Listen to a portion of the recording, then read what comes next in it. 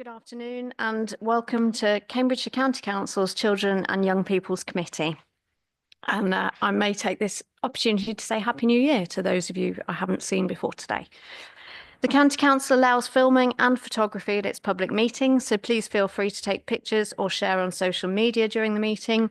Please, though, can everyone turn their phones, laptops, iPads and any other devices to silent or vibrate whilst the meeting is taking place. We have no fire alarm test scheduled for today, so if the alarm sounds, I'll adjourn the meeting and we'll leave the room by the side doors and use the external fire exit to the assembly point in the car park. I'd like to remind everyone present this meeting will be live streamed and a recording will be placed on the Council's website in perpetuity. I've added that bit. The meeting will be adjourned every 2 hours for a short comfort break. Item 1. Item 1 is apologies for absence and declarations of interest. Would the Democratic Services Officer please report any apologies? Apologies received from Councillor Mark Goldsack, substituted by Councillor Steve Count, Councillor Alex Boulat, substituted by Councillor Catherine Ray, Councillor David Ambrose-Smith and John Young. Thank you. Councillor Count. Yeah, apologies from Councillor Sam Hoy as well, please. We'll make sure those are noted and welcome and thank you to those who have agreed to come and join us today. Does any member wish to declare any disclosable pecuniary interest or non-statutory disclosable interest this afternoon? Nope. Thank you. So next, we're being asked to approve the minutes of the meeting on the 26th of November as an accurate record. Does everyone agree with those minutes? I see no hands, so we'll take those minutes as approved. Thank you.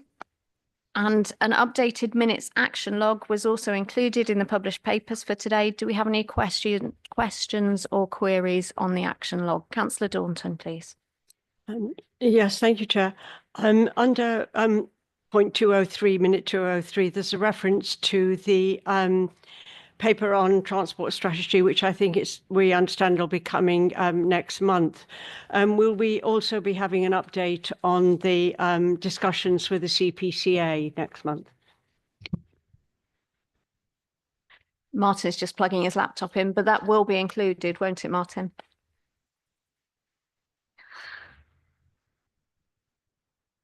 Yes, that's my understanding, will be included. It will be part of that report. Is that what you're saying? Yeah, thank you. Thank you. Anyone else? Councillor Count.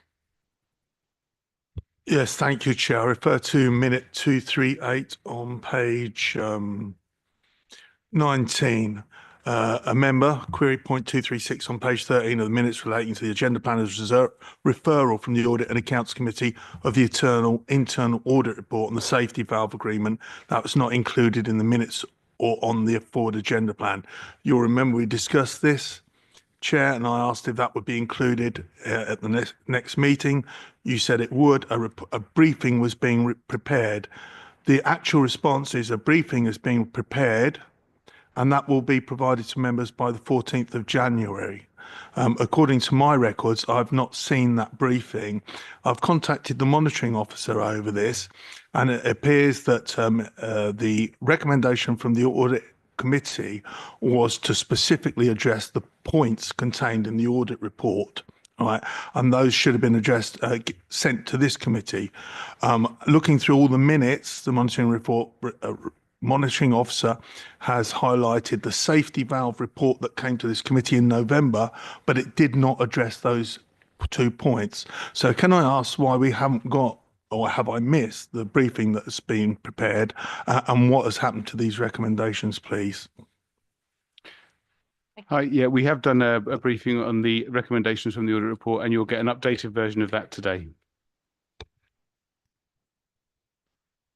Chair, you said through you, Martin, through you, Chair, to Martin.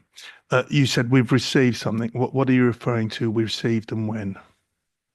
We provided a report to members of committee, an update on the recommendations that were made in the internal audit report regarding safety valve, and we've done a summary update of those actions again, just to make sure that they are updated with the most recent information that we're coming out to you. When did you supply that briefing, to the original one you're I'll have talking to, about? I can't remember when I said that. Recently exact or date, months ago, but- are you talking Oh, about? no, it was a couple of months ago. Okay, well, that's not been picked up in looking through the notes by the monitoring officer. Okay, I will find out and get back to you on that. Okay, and then the secondary part of this, Chair, through you, is a report will be provided to members by 14th of January. We're now being told that we'll get that today. The agenda plan for this committee is about once every 3 months we get to meet. This has been going on since July. This last meeting was in December. We should have these 5 days beforehand so we can look at them and comment on them. So it's really not acceptable, in my opinion, Chair, through you, that we're being told at the meeting that a report that we should have had will be with us by the end of the day, at which point we'll no longer be in committee. So it might as well have gone to the next committee. Thank you. Noted. So nothing else on the minutes action log. Thank you. We have received no public questions or petitions today. So we move on to item 4. Item 4 on the agenda is the Corporate Parenting Strategy 2023 to 2028. This report will be introduced by Ranjit Chambers, who is our Service Director for Fostering Adoption and Corporate Parenting. I'm going to ask Ranjit to speak first, and then we'll have members from the Corporate Parenting Committee to add anything that they wish to tell us on this report that has had an awful lot of work go into it. So thank you for joining us, Ranjit. Good afternoon, everybody. I'd like to introduce the Cambridge. Sorry. Is that clearer? Thank you. Bit closer. Oh goodness. Okay. Is that better? Thank you. Good afternoon, everybody. I'm here to introduce the Cambridgeshire Corporate Parenting Strategy 2025 to 2030. It was agreed that this strategy required significant work since the publication of the previous strategy, and this work began in 2024. The strategy includes a foreword created by our children and young people, where they state, our children emphasise the importance of us being ambitious with them and supporting them to become the best version of themselves. Our care leavers have expressed a desire for us to support them to obtain the desired skills to live independently where they are ready when they're ready, and to support them to work towards achieving long-term financial stability. I would like to take this opportunity to thank our children and young people for their contributions on the finalisation of this strategy, along with members and councillors who have been instrumental in the finalisation.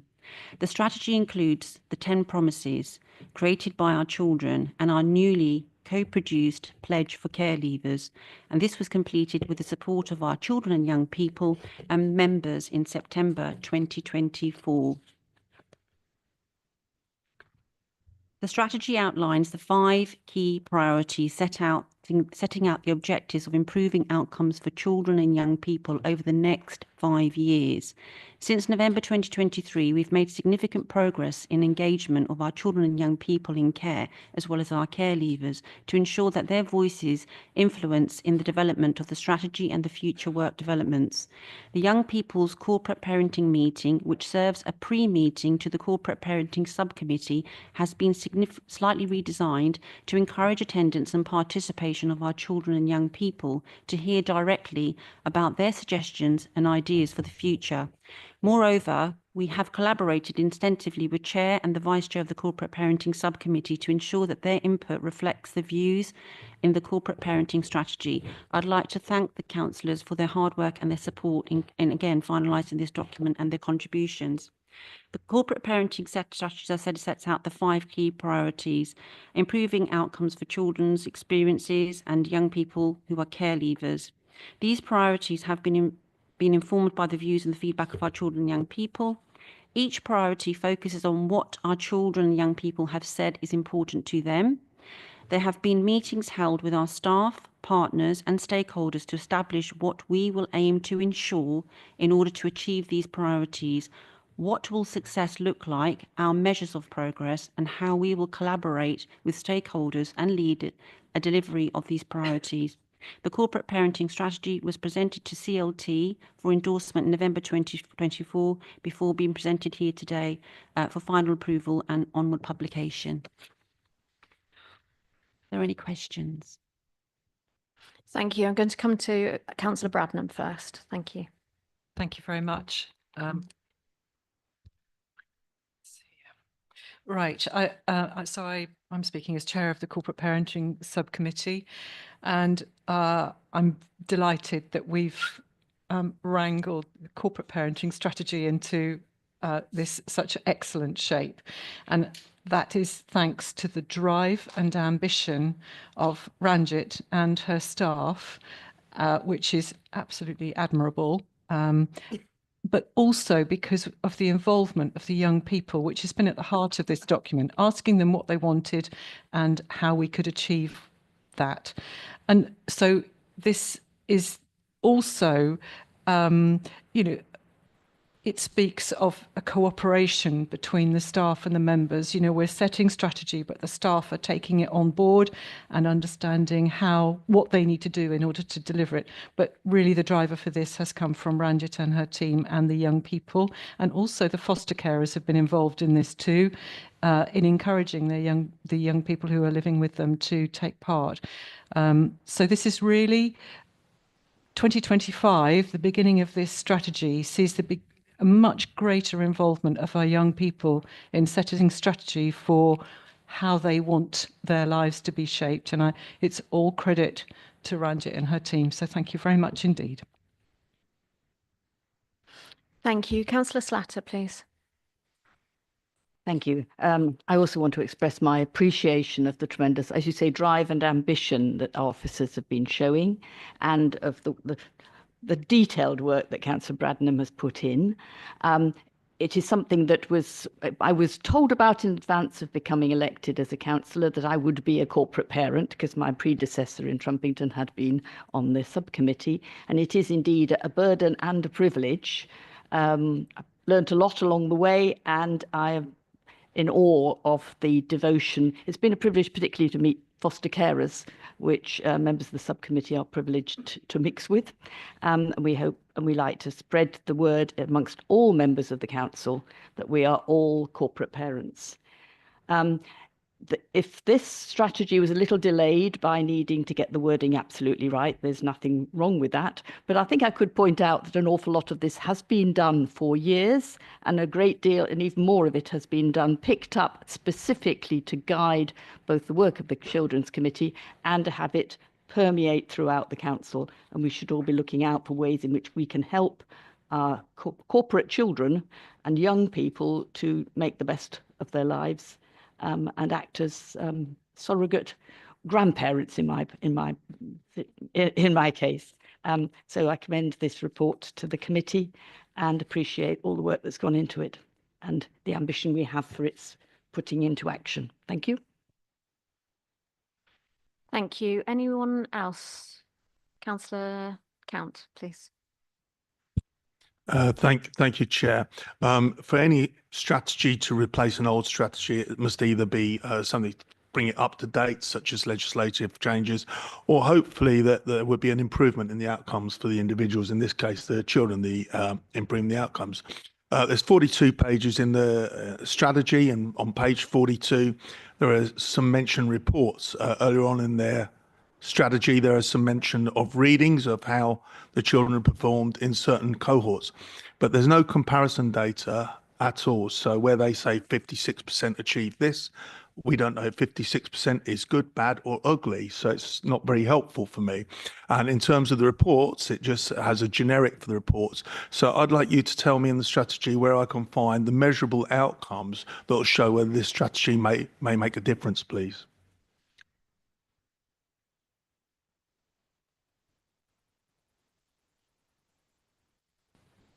So the strategy doesn't contain that information that you've requested, Councillor, but we do have a scorecard which measures our performance monthly, and that information can be made available to you. in the strategy, I highlight how we will measure our progress, and we do produce regular reports in the subcommittee meetings where councillors and members are provided with detailed information about the progress to date in terms of the key performance indicators and the progress we're making in terms of meeting the needs of our children and young people. So those regular updates are made available in those meetings and in those forums. Through you, Chair. Surely if the committee is addressing the strategy, then the committee should be used in drawing up what should be in the key performance indicators, the targets, so that we set the bar for how we're going to move forward. And that for me is missing the sort of action plan that goes with this. It's you know, a great list of what we aim to achieve, but I'm not seeing how we're going to achieve it. If we get reports presented to us later in the year, in retrospect, marking how we've achieved, I haven't seen how we drew up that KPI in the first place, and I would have thought that was our job. So the analysis, the looking at those KPIs is obviously done through the Corporate Parenting Committee, and they look every meeting at those different KPI and how our children and young people are, and how our services are, and how things are performing for them. And I'm sure you also know we're, as a council, looking at all of our KPIs and addressing, are they the right thing for us going forward? Are they historical KPIs, and are they still relevant? So this is a strategy overview. The KPIs piece of work is a slightly separate piece of work, which is why we haven't included the two into here today. But do rest assured, obviously, as both the CYP committee, but particularly through corporate parenting, we do look at those regularly, and they are scrutinised.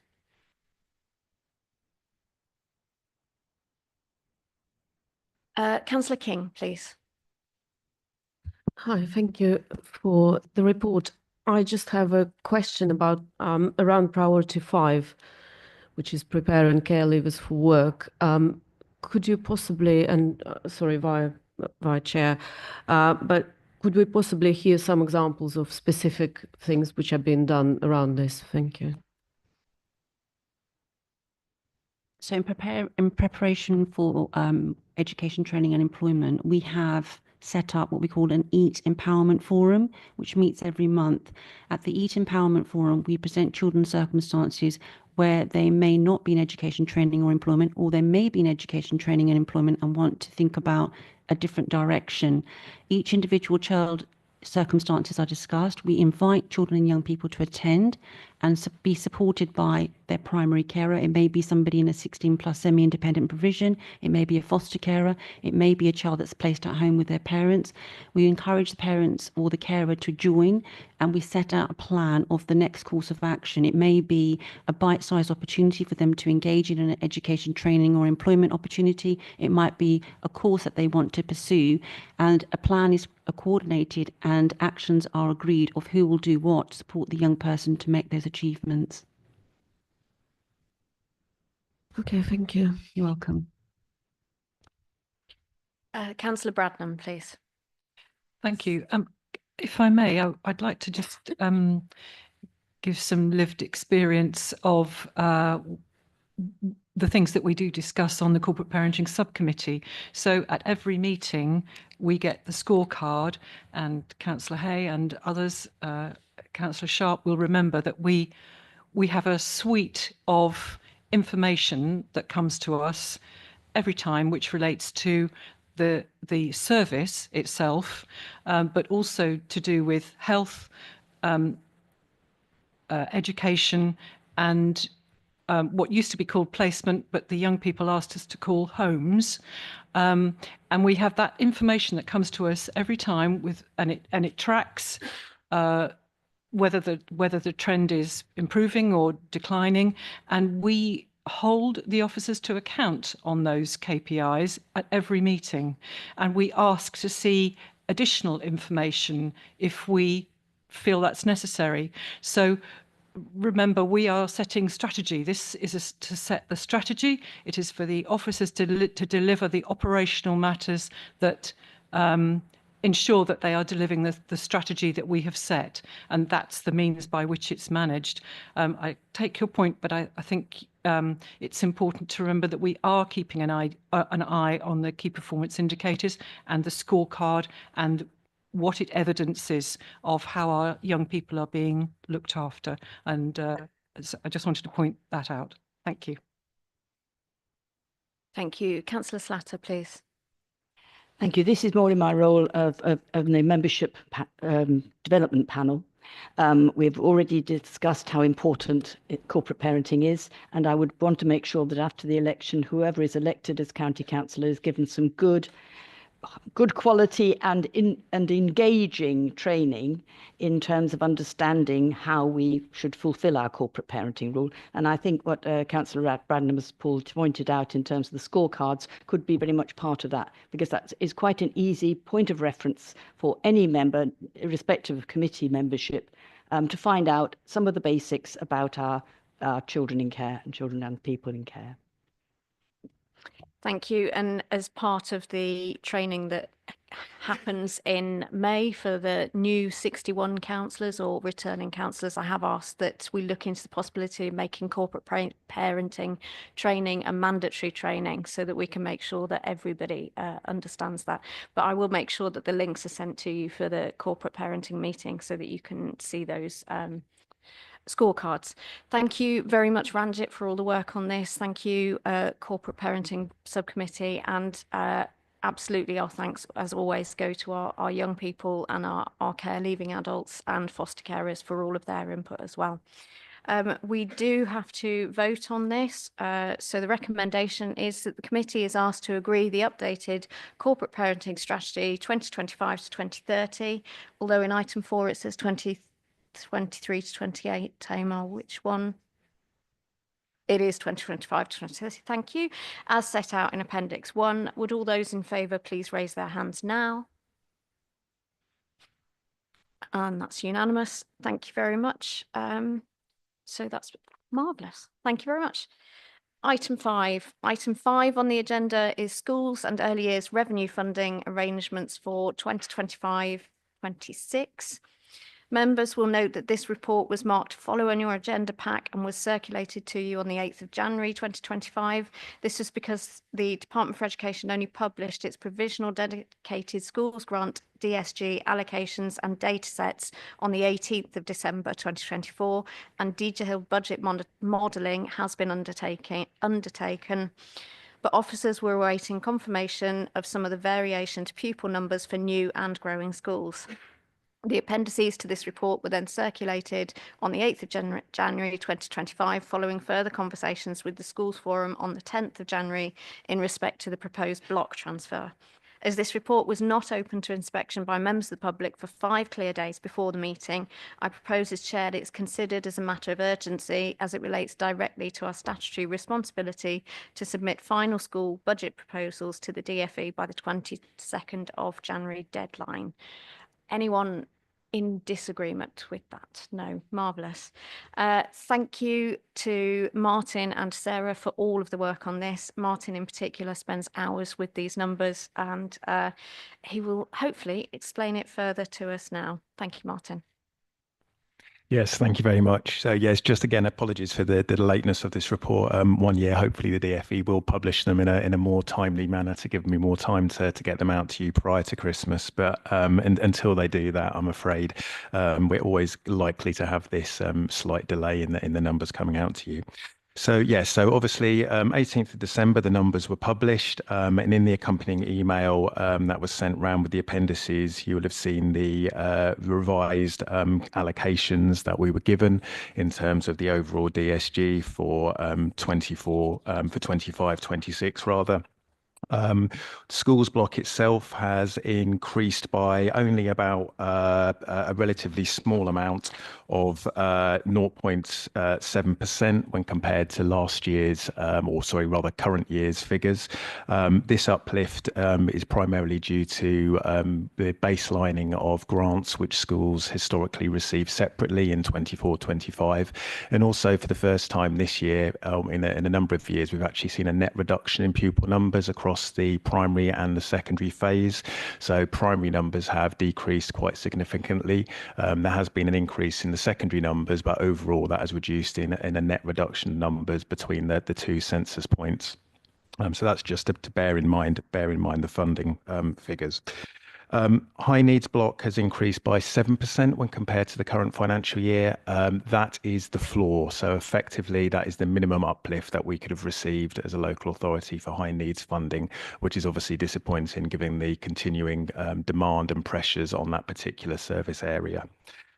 Central Schools Services block has reduced as expected based on planned reductions in funding year on year, which we're aware of and have been factored into our calculations. The one big increase you'll see is in terms of the early years block. Early years block has increased significantly, and that reflects the extended entitlements and wraparound funding for early years provision, which is obviously good news for parents in terms of that additional provision. And obviously that funding will be reflected in the allocations which go out to providers. So following the conversations with Schools Forum, we originally went to them and asked them to consider a block transfer of either 1% or 1.25% to support those increasing pressures and high needs. Unsurprisingly, they voted against that transfer, and that's reflective of the pressures within schools themselves and the financial challenges that they're facing.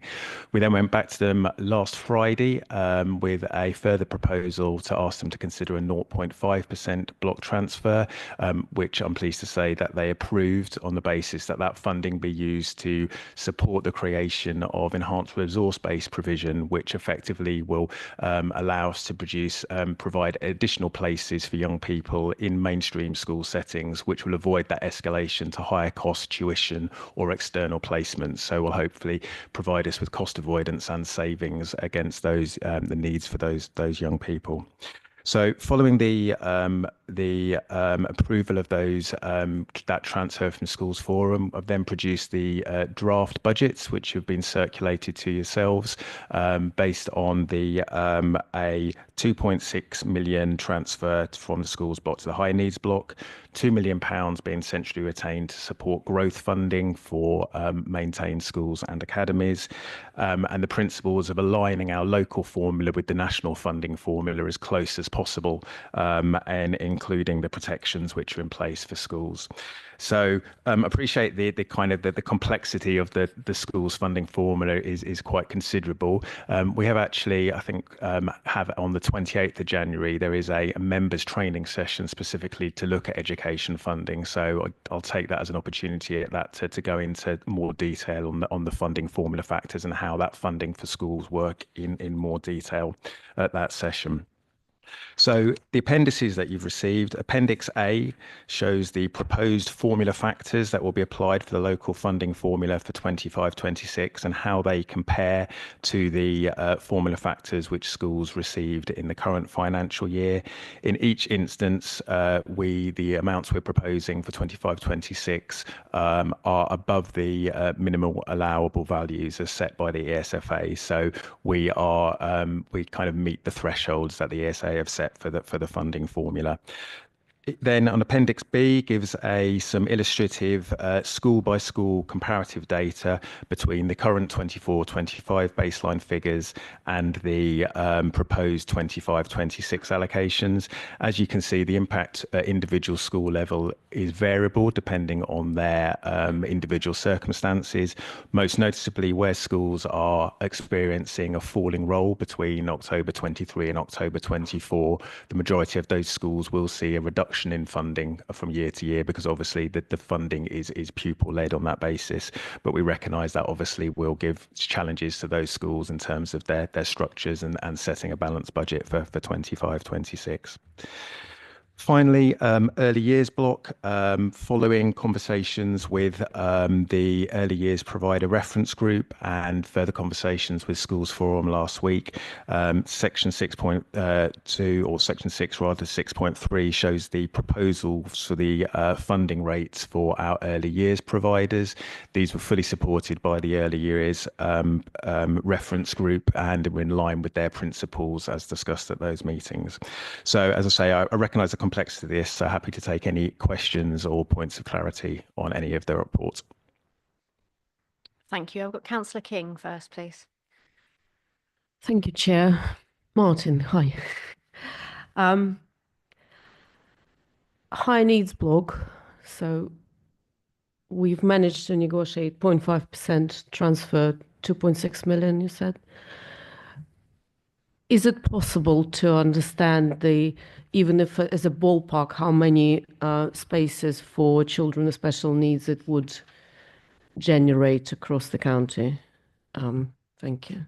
So effectively on a 4-year basis, the cost for those, the top-up cost for those pupils is variable, but you're probably looking about a full year around 100 additional places that would provide. ERB places are funded at £10,000 per place for the year, plus an additional amount for top-up based on the needs of the individual child in terms of that. So what we've agreed with Schools Forum is we've now set up a high needs subgroup, which will have school representation on that group, and we're going to be working very closely with them to develop the plans around that particular model, which schools that will apply to and how that will be rolled out across the county to ensure that it meets the need of those young people. I don't know if Sarah wants to add anything to that.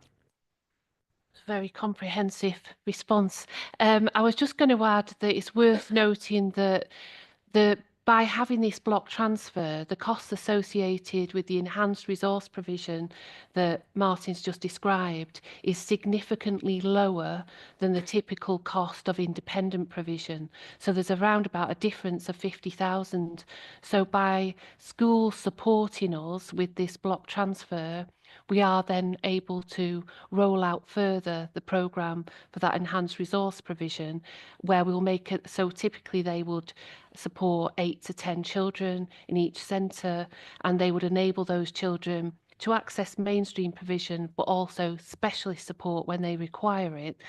Whereas if those children were to go to an independent provider, sometimes the costs go up to 200,000 per pupil, and then they have also the transport costs on top of that.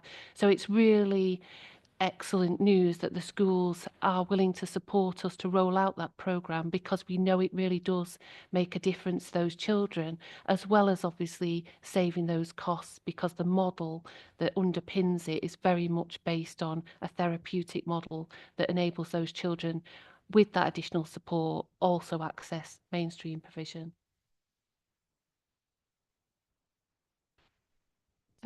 Thank you. I'll stop on that. Let others ask questions. Yeah. Thank you. Anyone else? No. In which case, we are recommended to approve the formula factors and draft unit values to be applied in the local Cambridgeshire funding formula for primary and secondary mainstream schools as set out in Appendix A. To B, approve the proposed hourly rates for early years settings as detailed in section 6.3. Would all of those in favour please raise their hands now? Unanimous. Thank you very much. And fingers crossed for those early figures this year.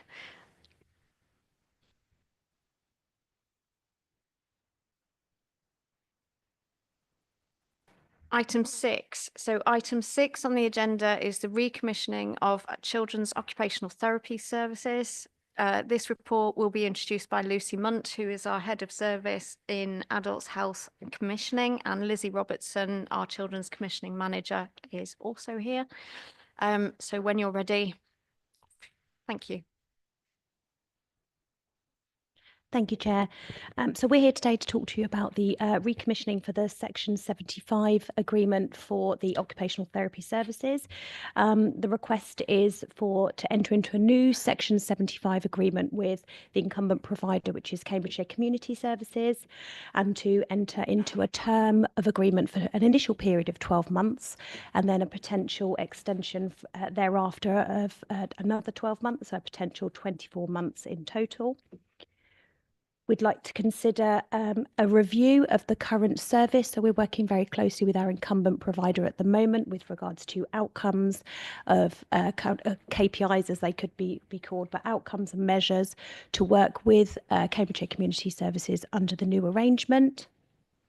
and moving forward to look at a longer term plan for how occupational therapy services can be delivered for our young people in schools and in their home going forward. There are some appendices attached to this report. So some of those talk around the current model of delivery. Sorry, can you hear me?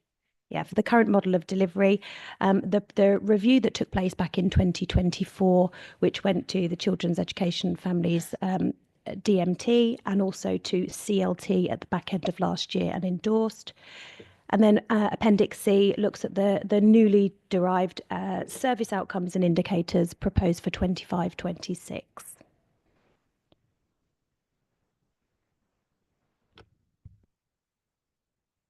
Thank you, committee. Any questions or comments, please? Councillor Slatter, thank you. Hello, and thank you. Through your chair. Again, with my member development hat on, at the election time, you'll see lots of new councillors and you'll want them to know all about your particular roles.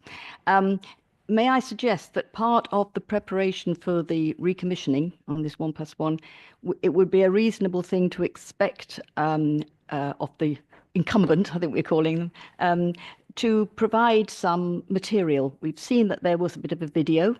I think to develop that, it would mean that certainly councillors would have a better idea what OT is in this context. A lot of us just think of it as putting in a ramp, you know, for old age. So I think this is a very specialist sort of thing, and the degree to which skills can be delivered by specialists and then shared and developed and carried on by parents and unpaid carers and teachers or whatever would be very useful. And I think it would be time well spent to have a video with perhaps a case study that would actually explain what this is all about and could be linked to the KPIs that we demand of them in a more official bureaucratic way, quite properly. Thank you. I can add a little bit more to that, actually, if you like. Currently, CCS, they do collate case studies, so they have got a bank of good news stories. So I think in terms of being able to provide that, we should be able to get that to members pretty quickly. And as part of the current model, it is a universal service. So there is a website which has got all the tips that any worrying parent might have about the development concerns of their child. They can go straight to that website. So in terms of being able to showcase what the universal offer has in place, that website is a tool available. I mean, it's available for anyone that might find it anywhere across the country, but it's there and available. So I would certainly want to direct members to that website initially.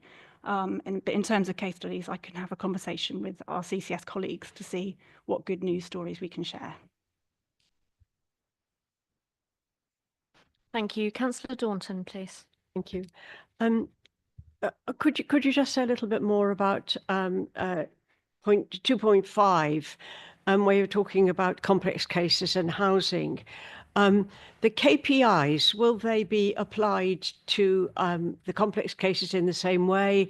And how will housing and issues like that be factored into the KPIs? It's a very good question. I'm just having a look at the KPIs. Yes, sorry, apologies. I'm looking at the KPIs now. I don't know them inside and out. They are still in draft. So we're working with CCS on them. So I will feed that comment back to them to see how we can incorporate that from April onwards. Thank you. Councillor Count, please. Thank you, Chair. I noticed that this is a target budget that's overall, it's 10% down on last year. Can you explain how the target budget is achieved? Is that a case of we estimate the numbers that require certain occupational therapies, and then throughout the year, those numbers may vary. There's a unit price for the therapies, and therefore we end up with a different result? Or whether it's a case of we've got 667,000 and we measure how much is delivered, and it depends on what we measure. How is the target budget actually allowed to flex? Yeah, so I think I can answer that with regards to the current contract and historical, or the agreement rather than the contract.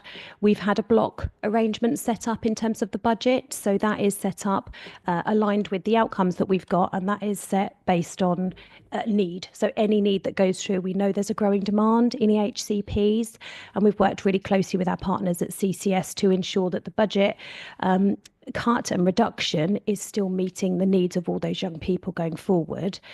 There will be some more work that we'll be doing in partnership with CCS to see how that is cut and diced throughout the year, but we are not talking about a movable feast with this particular budget beyond beyond what has been set within the paper. So it's not an activity-based contract.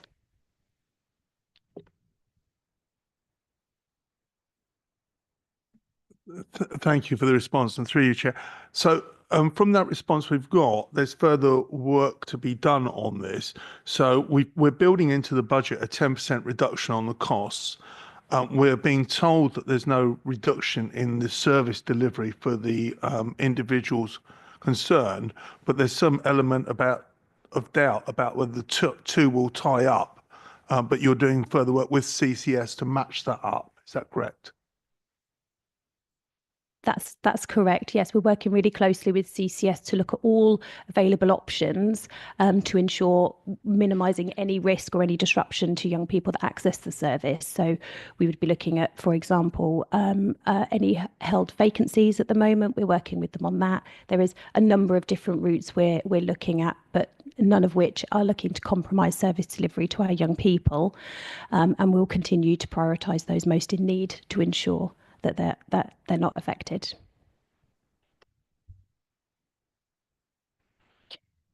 Thank you. Anyone else? Sorry, Councillor King. Thank you. Through Chair, I just think it might be worth making maybe a more general point about procurement. And we, from what I'm seeing, this is a 5-year contract which we have been asked to extend, which is part of the contract. And I think it's absolutely, absolutely fine and fair. I think it's worth all of us collectively as members and officers to make sure that we understand the procurement timelines and that we do re-procure regularly, because that is clearly the best way to get value for money, even if sometimes the procurement process takes a bit of time, as long as we have enough notice to make sure that we go to market and do that. So it's just a comment, maybe not.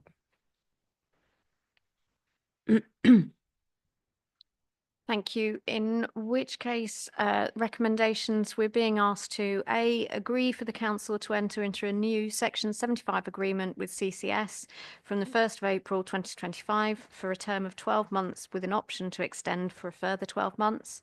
B, to agree the target budget of £667,706.80, which is a reduction of 10% on the previous costs.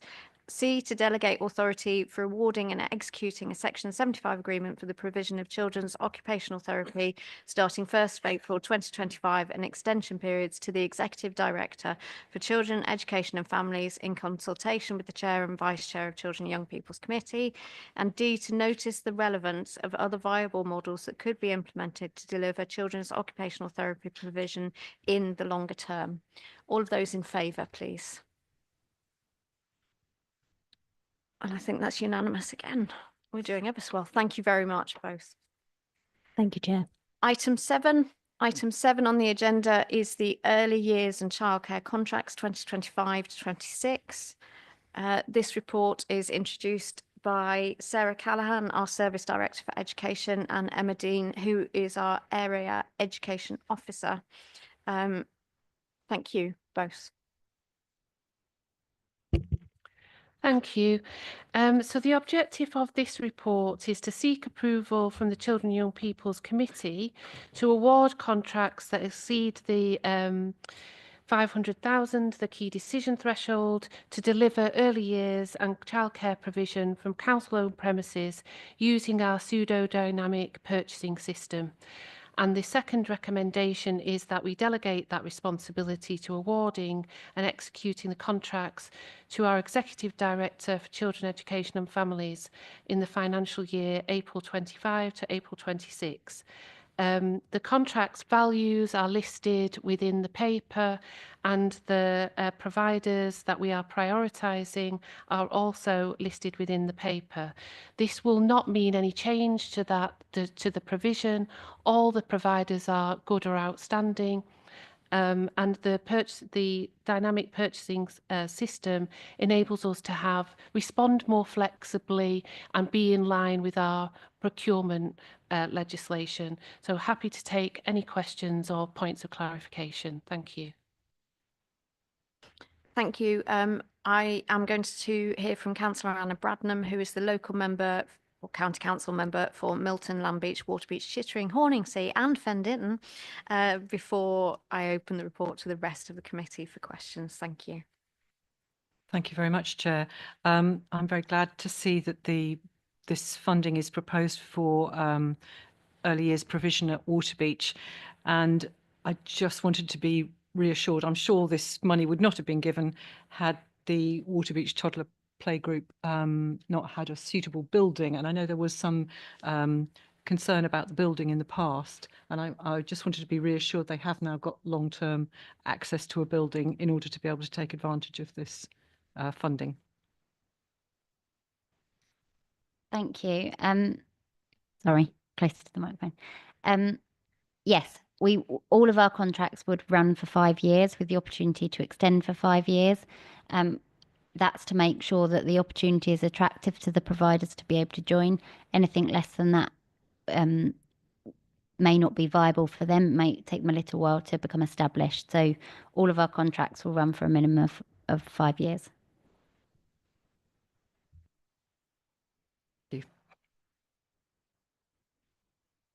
Anyone else wanting to discuss? In which case, I will take a deep breath for these recommendations. We are being asked to delegate responsibility for awarding and executing contracts for the provision of early years and childcare in the financial year April 2025 to April 2026 and extension periods to the Executive Director for Children, Education and Families in consultation with the Chair and Vice Chair of the Children and Young People's Committee. A 5-year contract with potential to extend for 5 years for early years provision at Burgess Road, Waterbeach, valued at £1,833,120, 5 plus 5 years. B, a 5-year contract with potential to extend for 5 years for early years provision at Limes Road, Hardwick, valued at £1,985,000, 880. That's another 5 plus 5 years. C, a 5-year contract with potential to extend for 5 years for early years provision at Upward Primary Academy, Upward, valued at £2,902,440, 5 plus 5 years. A 5-year contract with potential to extend for 5 years for early years provision at School Lane, Ramsey, Huntingdon, valued at £2,749,680, 5 plus 5 years. A 5-year contract with potential to extend for 5 years for wraparound provision at Stilton Primary School, valued at £597,000, £597,816, 5 plus 5 years. A 5-year contract with potential to extend for 5 years for early years provision at Grange Lane, Littleport, valued at £3,819,000, £5 plus 5 years. A 5-year contract with potential to extend for 5 years for early years provision at 9 Main Road, Parsons Drove, Wisbech, valued at £1,222,080, 5 plus 5 years. And finally, a 5-year contract with potential to extend for 5 years for early years provision at Murrow Bank, Murrow, Wisbech, St Mary, valued at £2,291,000 at £400,000. I've said that wrong, but it's in the papers. And that again is a 5 plus 5 years. Co-opted members are eligible to vote. All those in favour, please.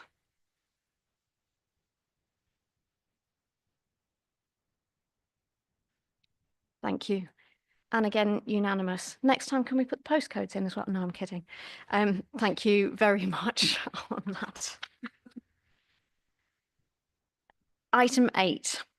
Item 8 on our agenda is the business plan and budget for 25-26 to 29-30. The report is going to be introduced by Martin Perbrick, our Executive Director for Children, Education and Families, and Michael Hudson, our Executive Director for Finance and Resources. At the end of this debate, before we vote on the recommendations, the Executive Director will summarise the points raised by the committee and ask for approval from the committee to take these points forward to the Strategy, Resources and Performance Committee. So we will be marking your homework, Martin, this afternoon. Martin and Michael, over to you. Thank you, Chair, and I'll kick off if I may. And as just noted there, this is an extract that you've got before you from the paper that was considered by Strategy, Resources and Performance on the 17th of December to come forward to all policy and service committees for scrutiny and engagement. So grateful for that key role in this process. I will set out briefly section 2 and leave Martin just to cover any points on section 3. Section 2 is the overall council position, and this was set out before the provisional settlement, which was announced on the 18th of December. That will be updated to the SRMP committee at the end of January.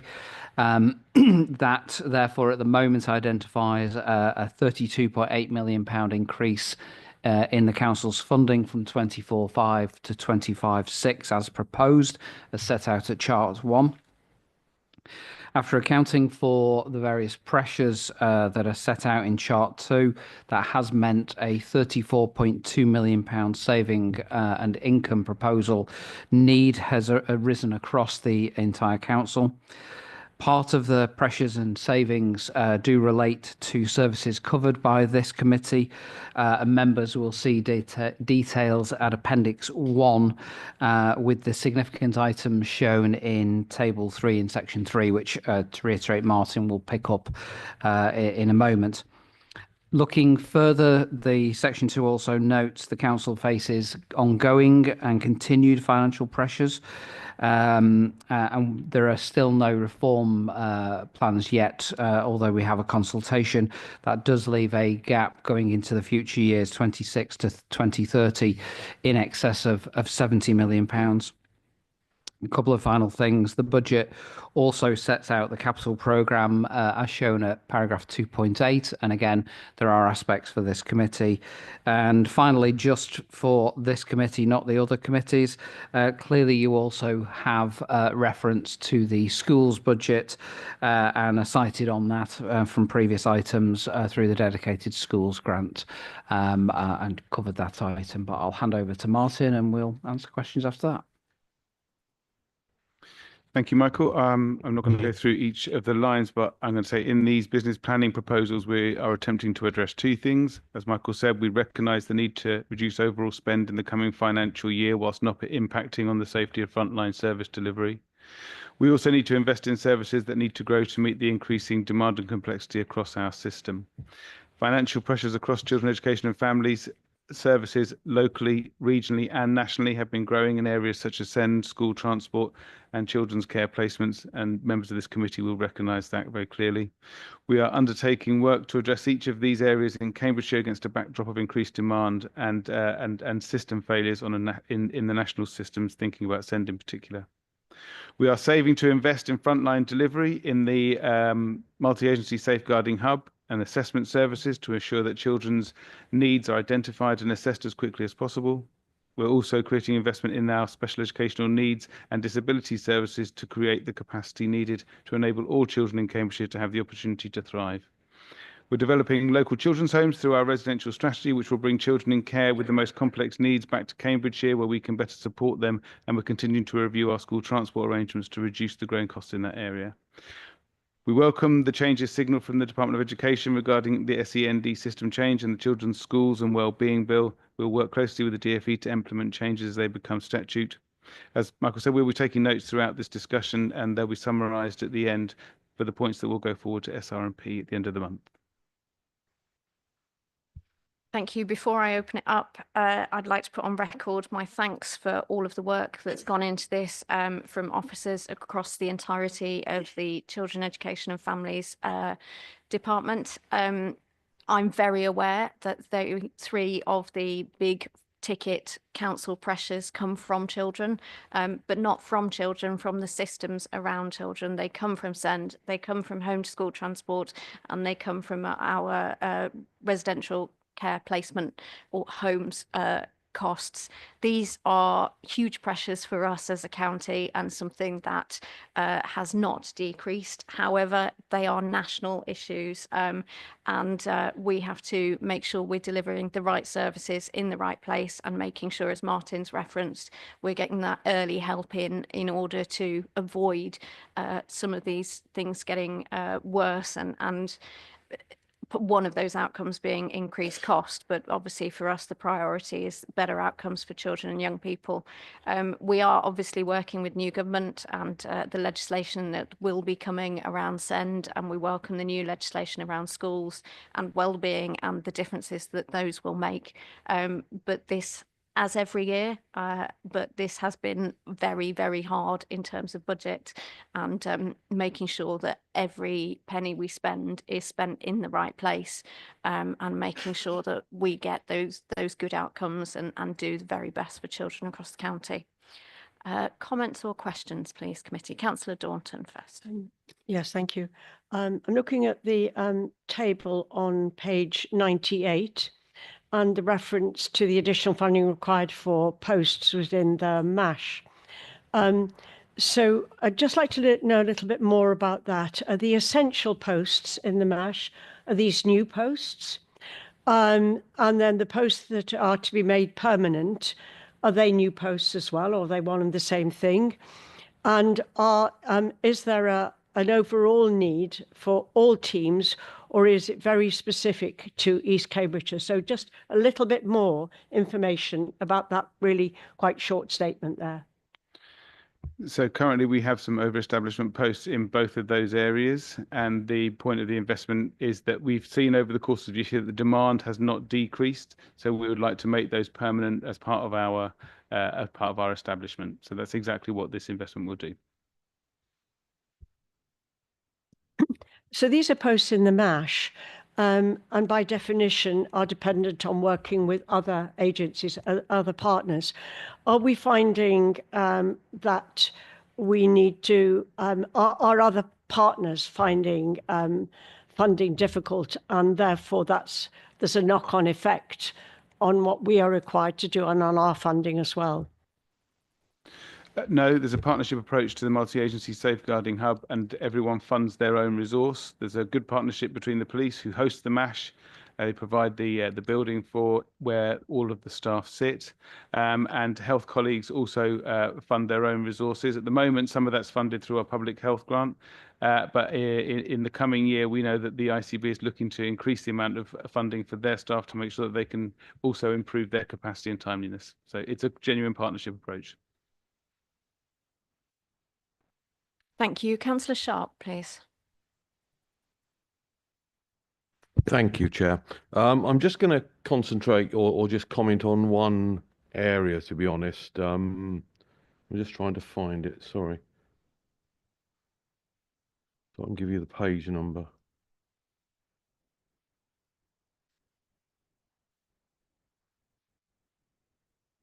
It's in relation to home to school transport, basically.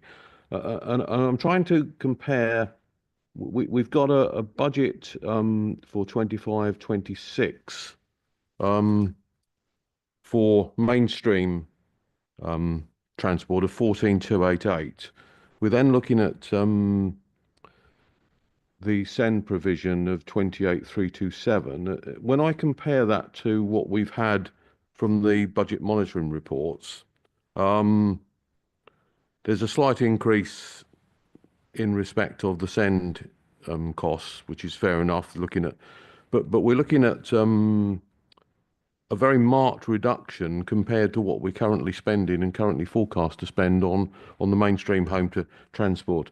And I know on page 118 we're talking about 10% reductions in in that cost, or trying to achieve 10% reductions in that cost. But that is way, we're going to have to achieve a lot more than 10%, unless we're comparing it to budget. But obviously that's not realistic. We should be comparing it to forecast spend. So again, I mean, I made the similar comments this time last year about, I think my comments were, I wish you well, but I don't think you'll achieve it. And sadly, I've been proved right. I'm just trying to see where we think we're going to make those savings. I know we've got a report coming to next month's committee, but obviously these budgets have got to be put in place before then. Thank you. So we know that the forecast for special educational needs transport, as you pointed out, is forecast to increase, but there is a forecast decrease in the usage of mainstream transport. So that's reflected in here. We also have a piece of work going on by a consultancy, which we mentioned here before, looking at our home to school transport, where we hope to generate some those additional savings. So we feel at the moment that there is capacity for us to do that, but the forecasting for overall demand for mainstream transport is a reduction over the coming year. I can come back. Obviously, it was mentioned in the previous report where primary schools reducing by pupils predicted to reduce by 565, and secondaries going up by 389. So is that part of it? Sorry, through you, Chair. Is that part of the reason for that? Those thoughts?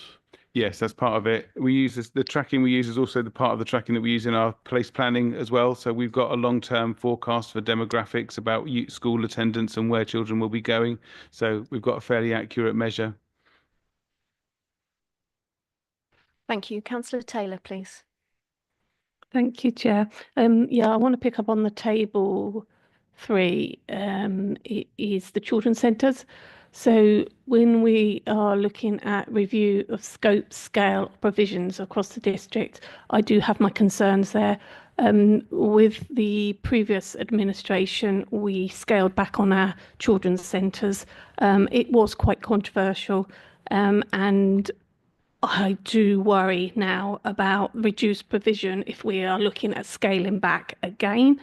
As we all know, the early intervention with our children's centres is vital, and with the partnership working as well with our other stakeholders. So I am really concerned seeing this in here. Totally get that we've got to look and find this saving somewhere, but I would ask that all these reviews on the scopes of the children's centres come back to CYP and local members are involved, because I remember the last time we scaled back. Yeah, thank you. The proposal is not to scale back on the children's centres as such. It's to review the staffing structures and the management oversight so that we can make the savings without impacting on frontline delivery or the amount of bases that we've got.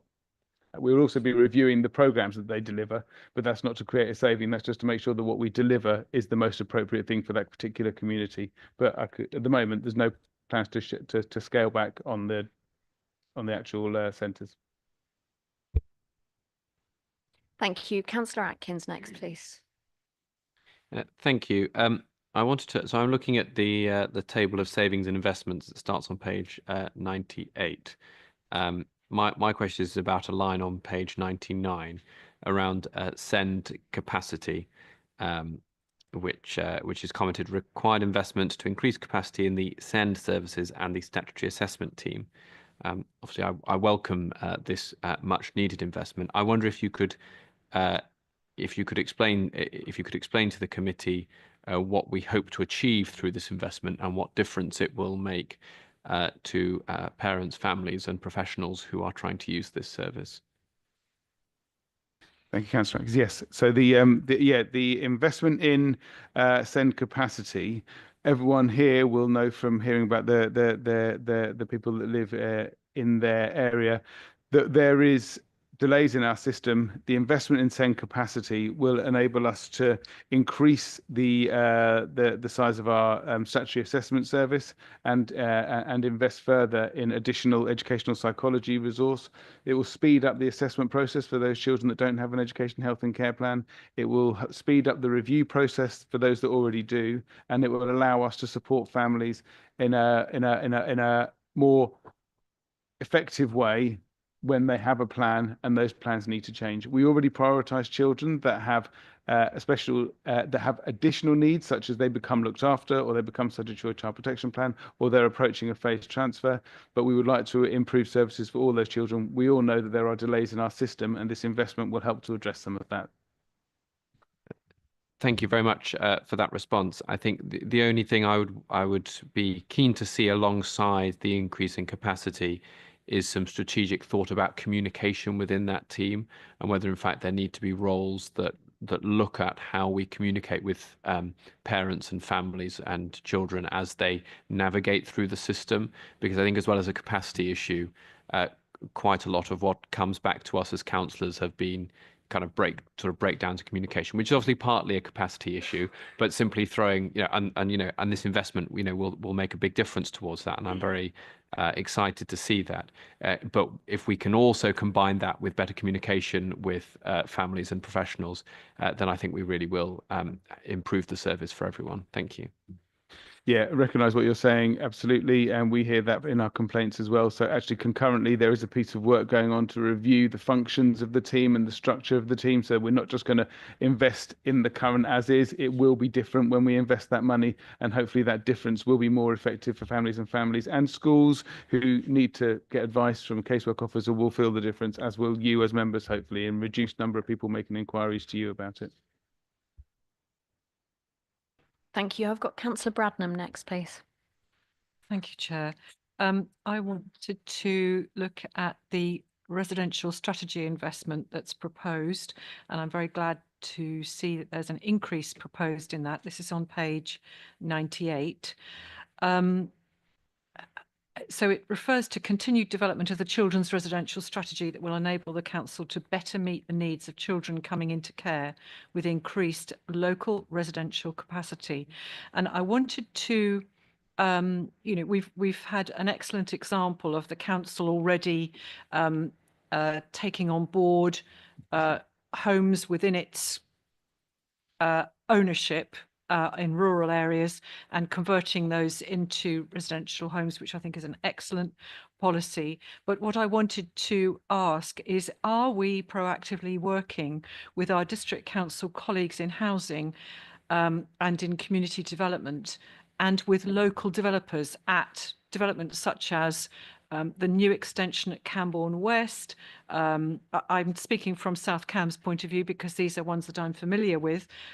North Stowe and Waterbeach Newtown. I'm sure there are many others in other parts of the county where we might be seeking to build new capacity in those developments. I know that's difficult. It's not easy. And I can see all sorts of reasons why a developer might find that difficult to accommodate within their pricing arrangement. But I just think that's something we ought to be planning for in order to provide sufficient and appropriate and varied provision for our young people who need residential care. So I wondered what are we doing in that regard? Thank you. Thank you. So the investment in table 3 that you pointed out there, that's the investment in the residential strategy, exactly as you described it, the repurposing of those properties that we already have. At the moment, we're not talking to developers about about developments across Cambridgeshire and whether they would be appropriate for us to work with them to create a children's home within each of those developments. That conversation hasn't happened, so I can be clear about that. However, there are other opportunities for us to develop further residential resource in partnership with the Department of Education. There are 2 capital funding bids which have been released. We're working with them on both of those strands to see if we can develop additional resource on top of the residential strategy that has already been to this committee, and any decisions will come back here anyway. So there are other strands going on, but not as you described them. So what I'm I'm trying to be inventive, blue sky thinking here, and it's not necessarily a natural fit for the developers. But what I'm just thinking about is that in exactly the same way, for example, in my own village, we have Red Balloon, which provides appropriate learning environment for young people who have had difficulty learning in schools elsewhere. And so not only do we have the online version of that in one location, but we also have an actual premises where young people come and learn.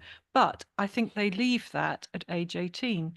And actually what we sometimes need is provision for young people who are a bit older, care leavers, but we also, of course, have Edmund Trust, which provides residential accommodation.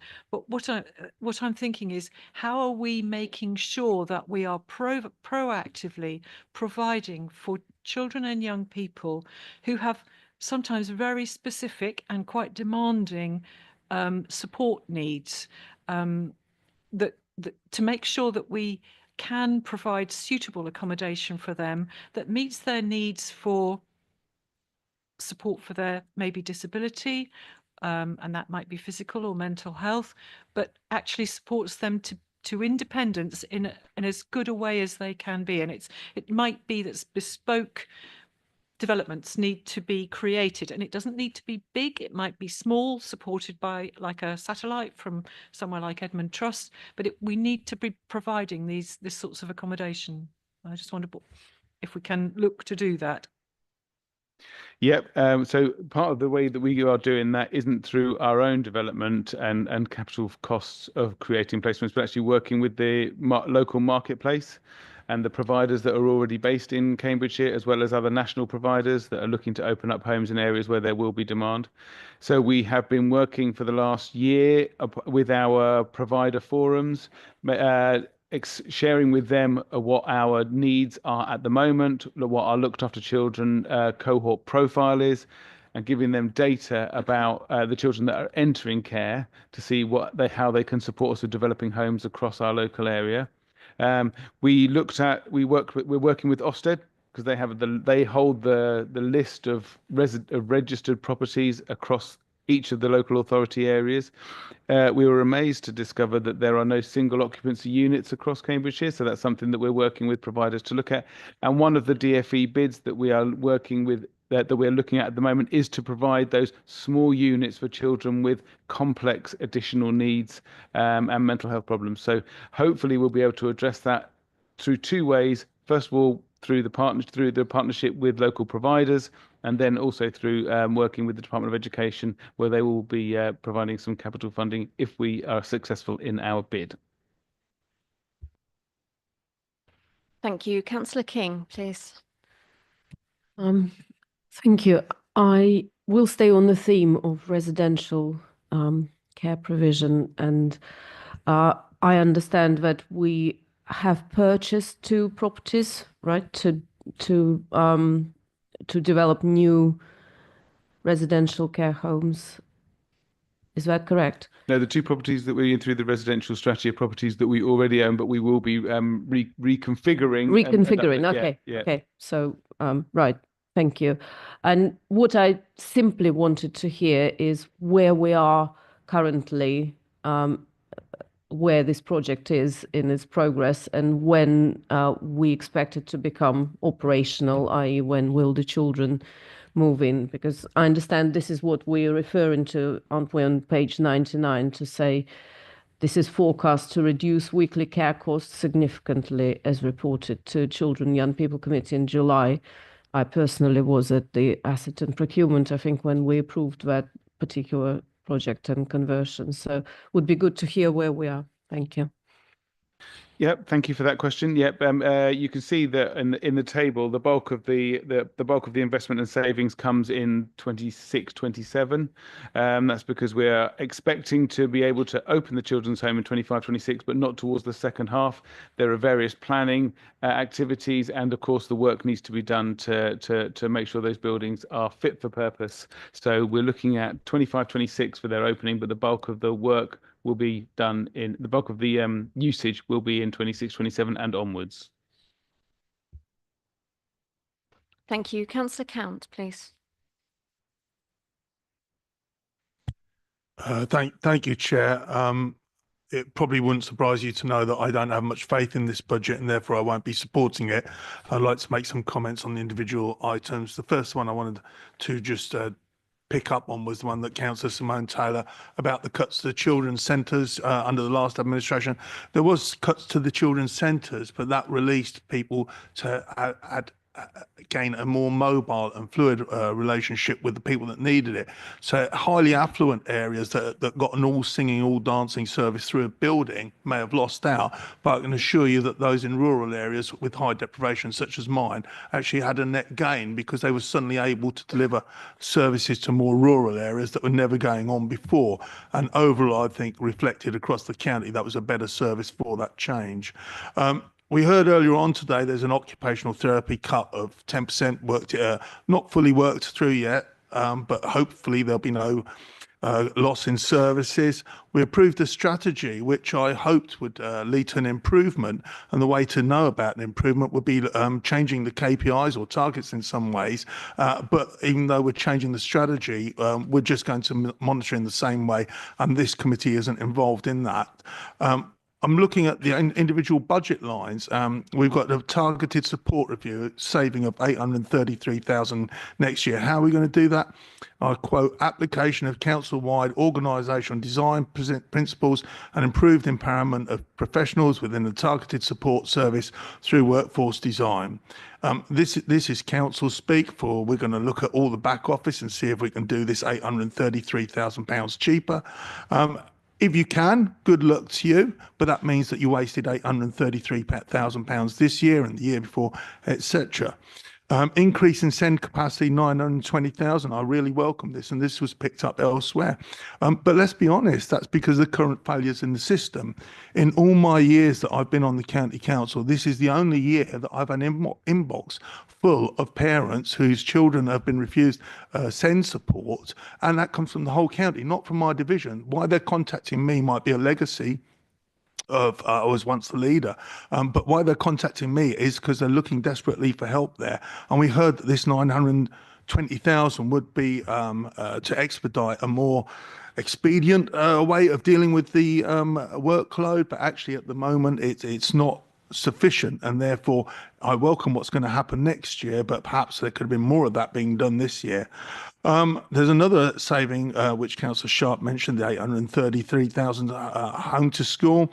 There were words used addressing that. We hope to see and forecast predict, but the internal audit report that I mentioned earlier and the action log that seems to be hidden from this committee in various ways, that was absolutely scathing about the council's ability to predict and act on its predictions and have meaningful targets and smart targets. And so at the end of the day, I feel that we're allocating a huge sum of money, and once it's allocated, it will just go through the washing machine of life, so we end up somewhere near budget at the end of the year, but it actually doesn't apply entirely to the budget lines that we're having put in front of us, because there's too much wish, too much hope, and too much prediction going on and not enough evidence base. So I'm sorry, but I cannot support this. The Conservatives will, of course, propose an amended budget at the full council meeting. And I'm sure we all look forward to that. Anything from anyone else? Councillor Slatter.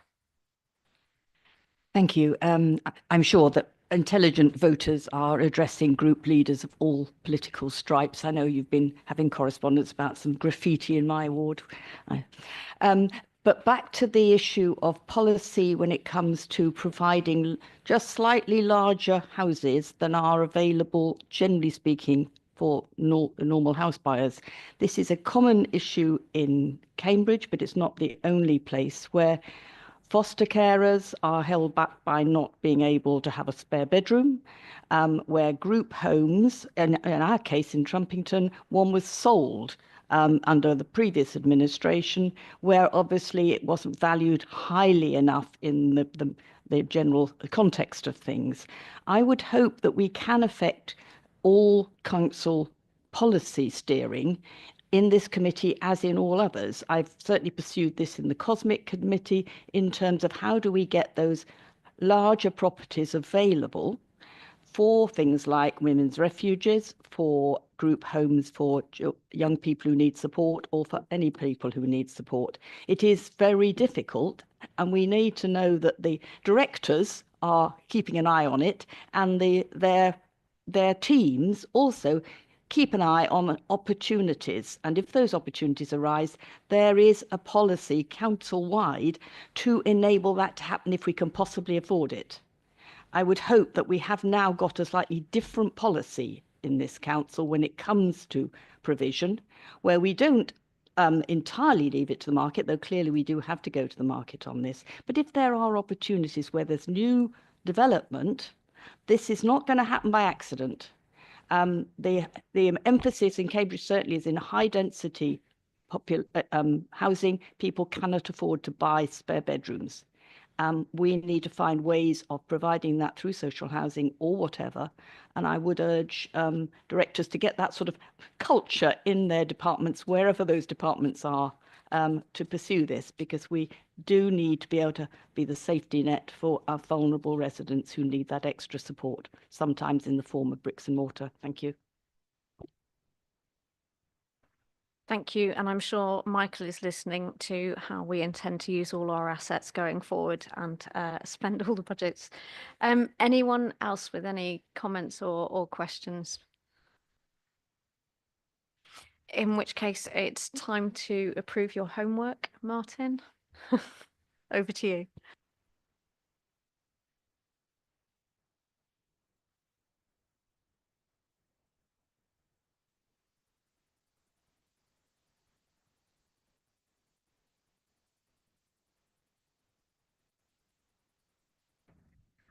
Okay, so the committee scrutinised the paper raising questions and clarity relating to the following points.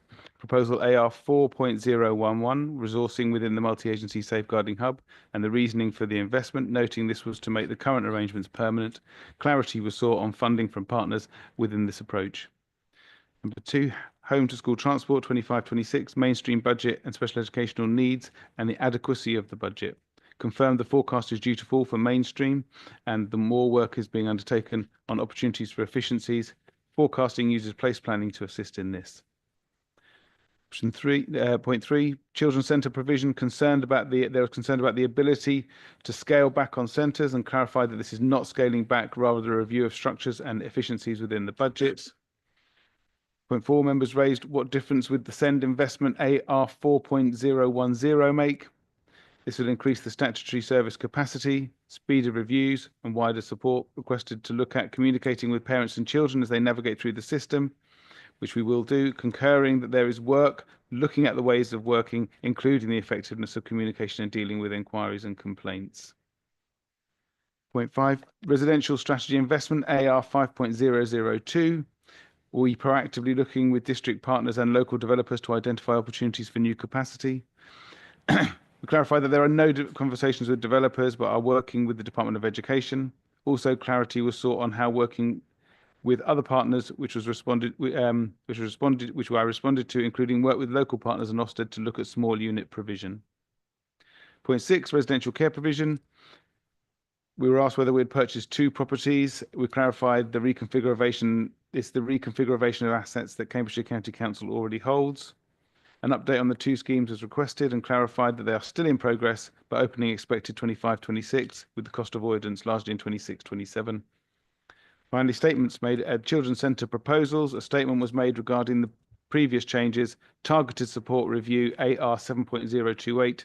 Statement of what this means in terms of back office reviews. Ascend capacity statement of why this is needed. The home to school savings is not consistent with the findings of the IA review, so we need to review.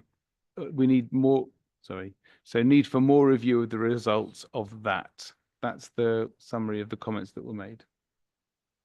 So firstly, members, are we happy for these points to be taken forward to Strategy, Resources and Performance Committee? Yes. I'm seeing agreement. Do we need to vote on that? We will vote on that. I mean, on block. But the point that this is just a summary of what's been said. Do you disagree with the summary of what has been said? No. So we agree with the summary of what has been said. Brilliant. In which case we move to the recommendations. Co-opted members of the committee are not eligible to vote on this report. The committee is asked to A, consider and scrutinise the proposals relevant to this committee within the business plan and budget 2025-26 to 29-30 put forward by the Strategy, Resources and Performance Committee on the 17th of December 2024. B, to recommend changes and or actions for consideration by the Strategy, Resources and Performance Committee at its meeting on the 28th of January 2025 to enable a business plan and budget to be proposed to full council on the 11th of February 2025, and C, to receive the fees and charges schedule for this committee included at Appendix 2. Would all those in favour please raise their hand now?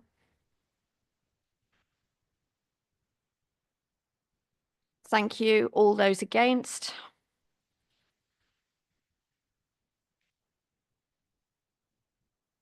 And I think that's everyone. Can you just report that for us? So that's 9 for and 4 against. Thank you very much. This is, I think, meeting 1 for you, isn't it, Michael, of all of these budget meetings? We hope they're all as enjoyable as this for you. Excellent. Thank you. We will take the next report. Item 9. So item 9 on the agenda is the determined admissions arrangements for 2026-27 academic year. And this report is introduced by Sarah Callahan and Alan Fitz, who is our 0 to 19 Area Education Officer. Thank you both. Thank you.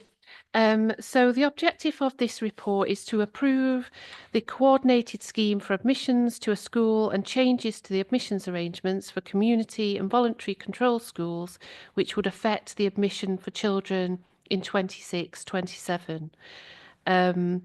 So this is to ensure that we are compliant with the admissions code. The recommendations are that the Children and Young People Committee support that to determine the coordinated qualifying scheme and admission arrangements for all schools for whom the council as the local authority is the admissions authority, as published in the consultation documents for admission to school in 26-27, because obviously we are not responsible for admissions within our academies. So the LA must consult in respect of the proposed scheme where there's substantially differences from the qualifying scheme adopted in the previous year, specifically where there are a decrease in the published admissions numbers, the PAN, or changes to the catchment area, or a change to the over-subscription criteria. We do have to consult for a minimum of 6 weeks, and that has to take place between the 1st of October and the 31st of January. And then all admissions authorities need to have determined their admissions arrangements by the 28th of February 2025. This is obviously to enable parents to make choices in plenty of time. And then the report includes those particular changes. So there's 3 changes to published admissions numbers. One is in Meridian Primary School, where we're looking for a reduction in the published admissions number from 45, so 1.5 entry, to 30.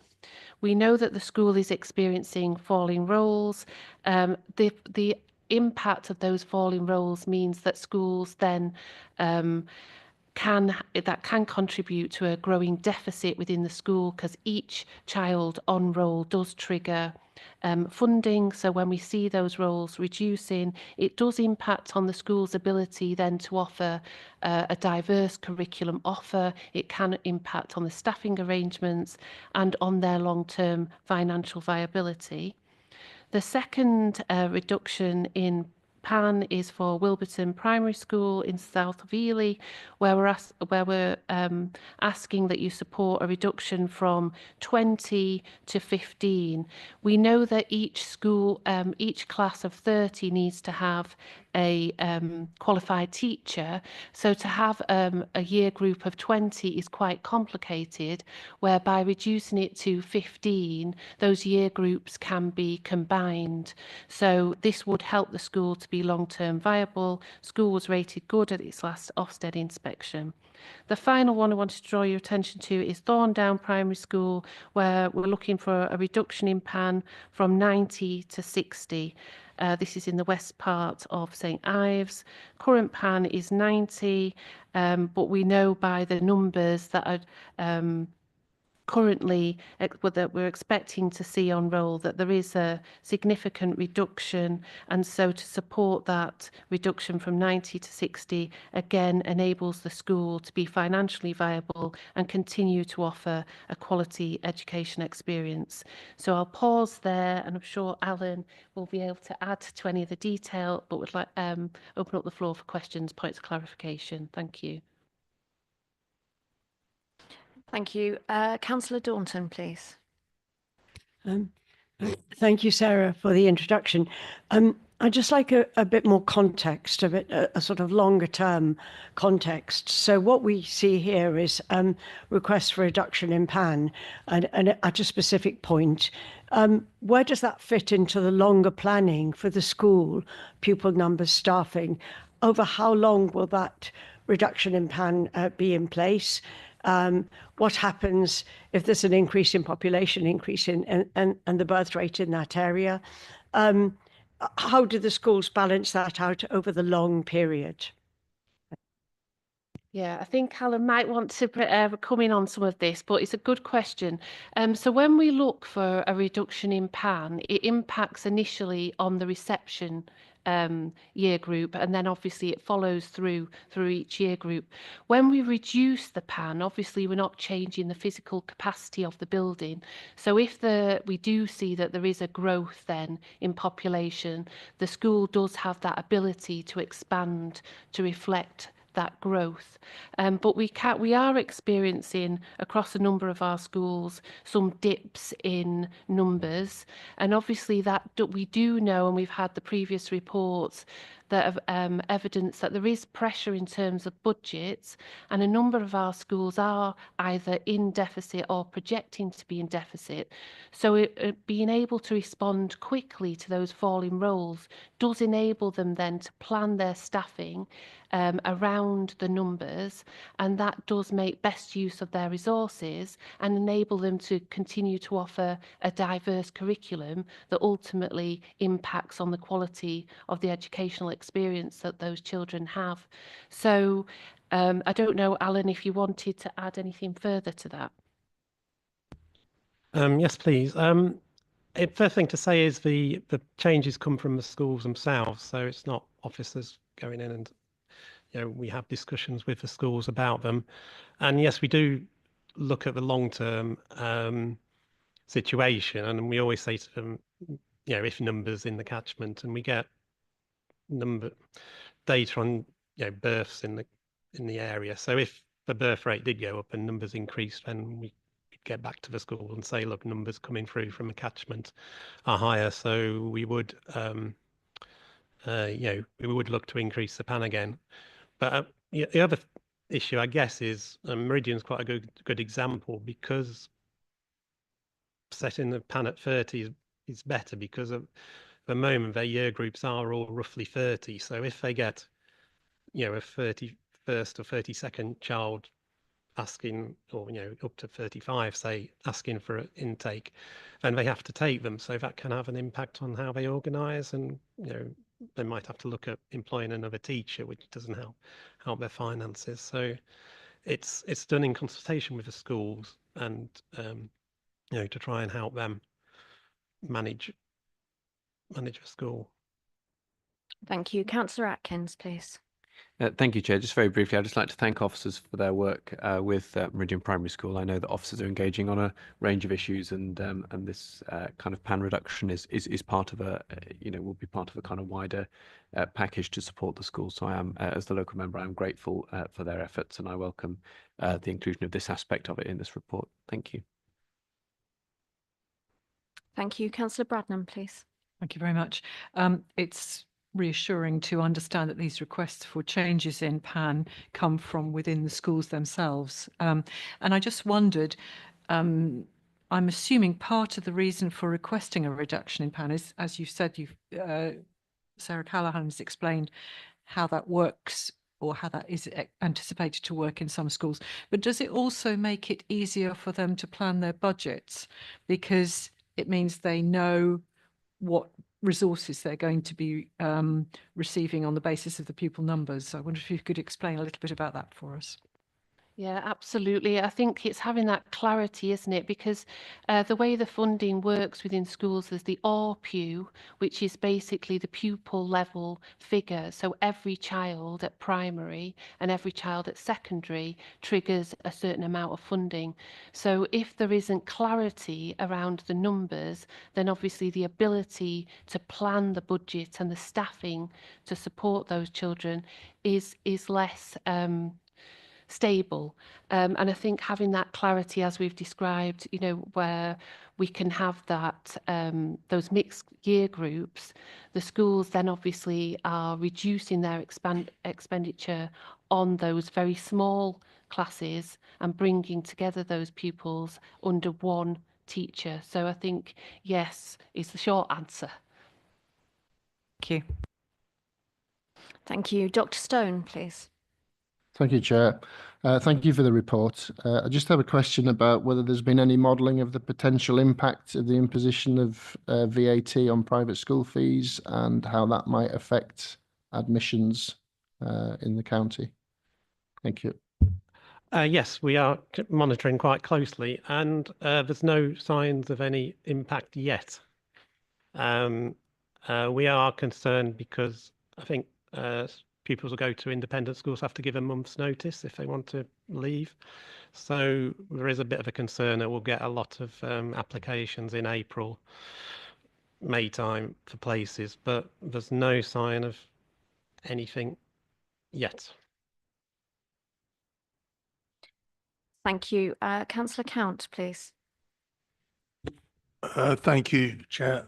My question is driven by some of the comments about Thorndown Primary School, so I'm going to use that as an example to try and understand this a bit more. What it actually says is if we allow the PAN to change to 60, the school will be able to admit all catchment children. And my understanding of catchment children is the catchment is driven by the number, not a geographic boundary. So I had an instance in Iceland was drawn to my attention where, because the catchment was, say, for example, 30, and the people moved into very close to the school, those people at 31 and 32 and 33 who previously would have been in the catchment area were now outside. So the catchment was driven by the number, not by a geographic boundary. So I want to check my understanding on that and what that means by it would be able to admit all catchment children, because it actually follows up with the second statement, which is a reverse, with if there are any, there's capacity in the other town schools if any pupils are displaced, and it names them schools. So if everybody in the catchment areas is okay, why would any pupils be displaced? So if you could follow up with that and also describe to me if pupils are displaced, how are they selected? Is it on distance? Are these existing students or are these predicted numbers in the future which we're unsure about? Thank you.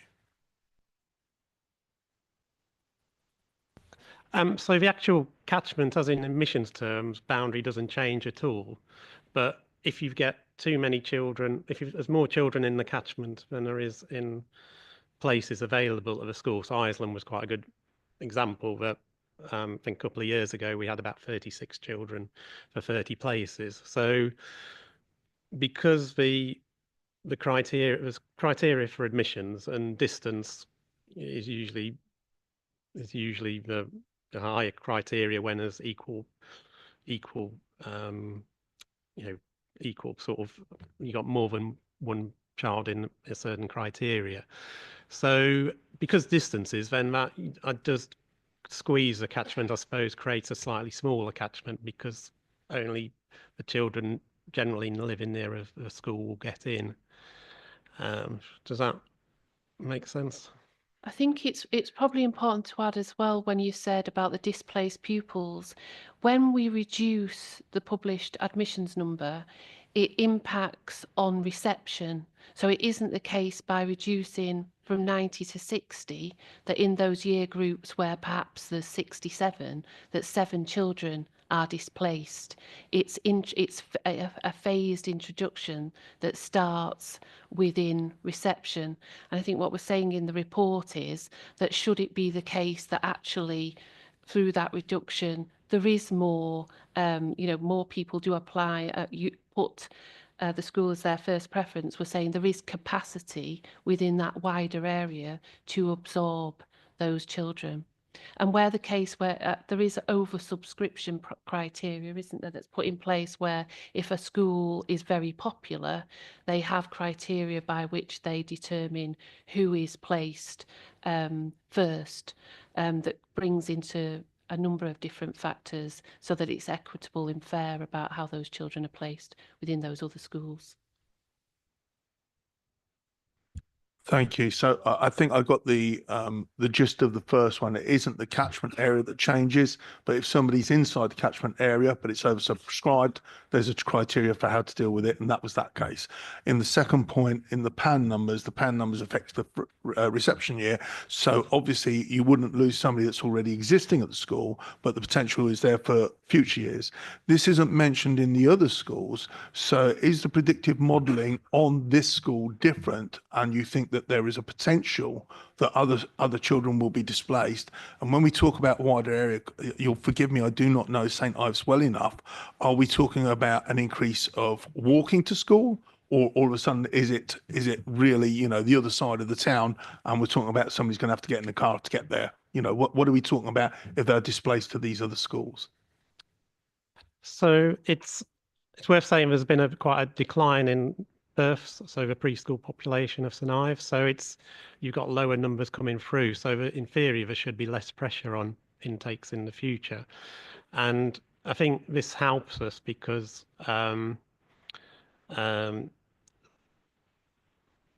think numbers, we've got a bit too much, we've got overcapacity in St Ives. So by Thorndown setting their PAN to 60, that allows them to take their catchment and possibly some out-catchment children. But in the past have taken quite a few out-catchment children, and that's had an impact on the other schools.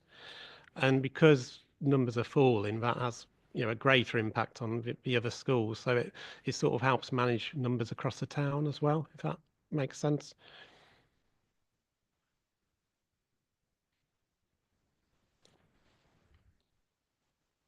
I was just going to say, could you repeat the question about the distance? Yeah, I've no idea about the location of these schools, but you're saying that they're in the greater area. Are we talking about something where somebody walks in one direction or walks in another, or are we talking about something where people are thinking about cars or even home to school transport? What sort of a footprint are we talking about?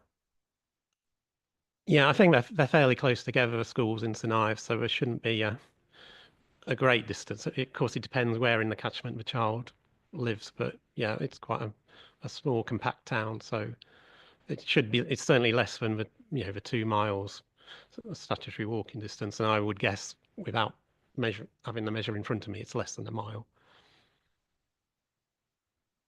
Thank you. Anyone else with any questions, comments, queries? No.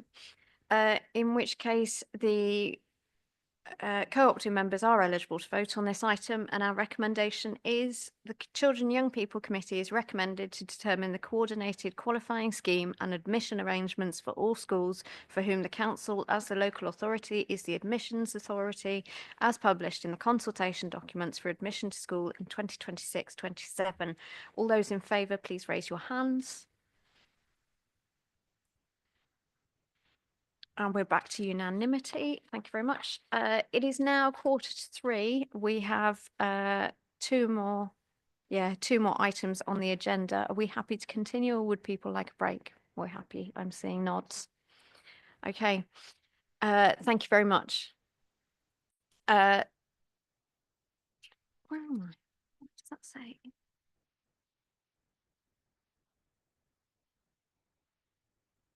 Saw lots of nods. So no. What have we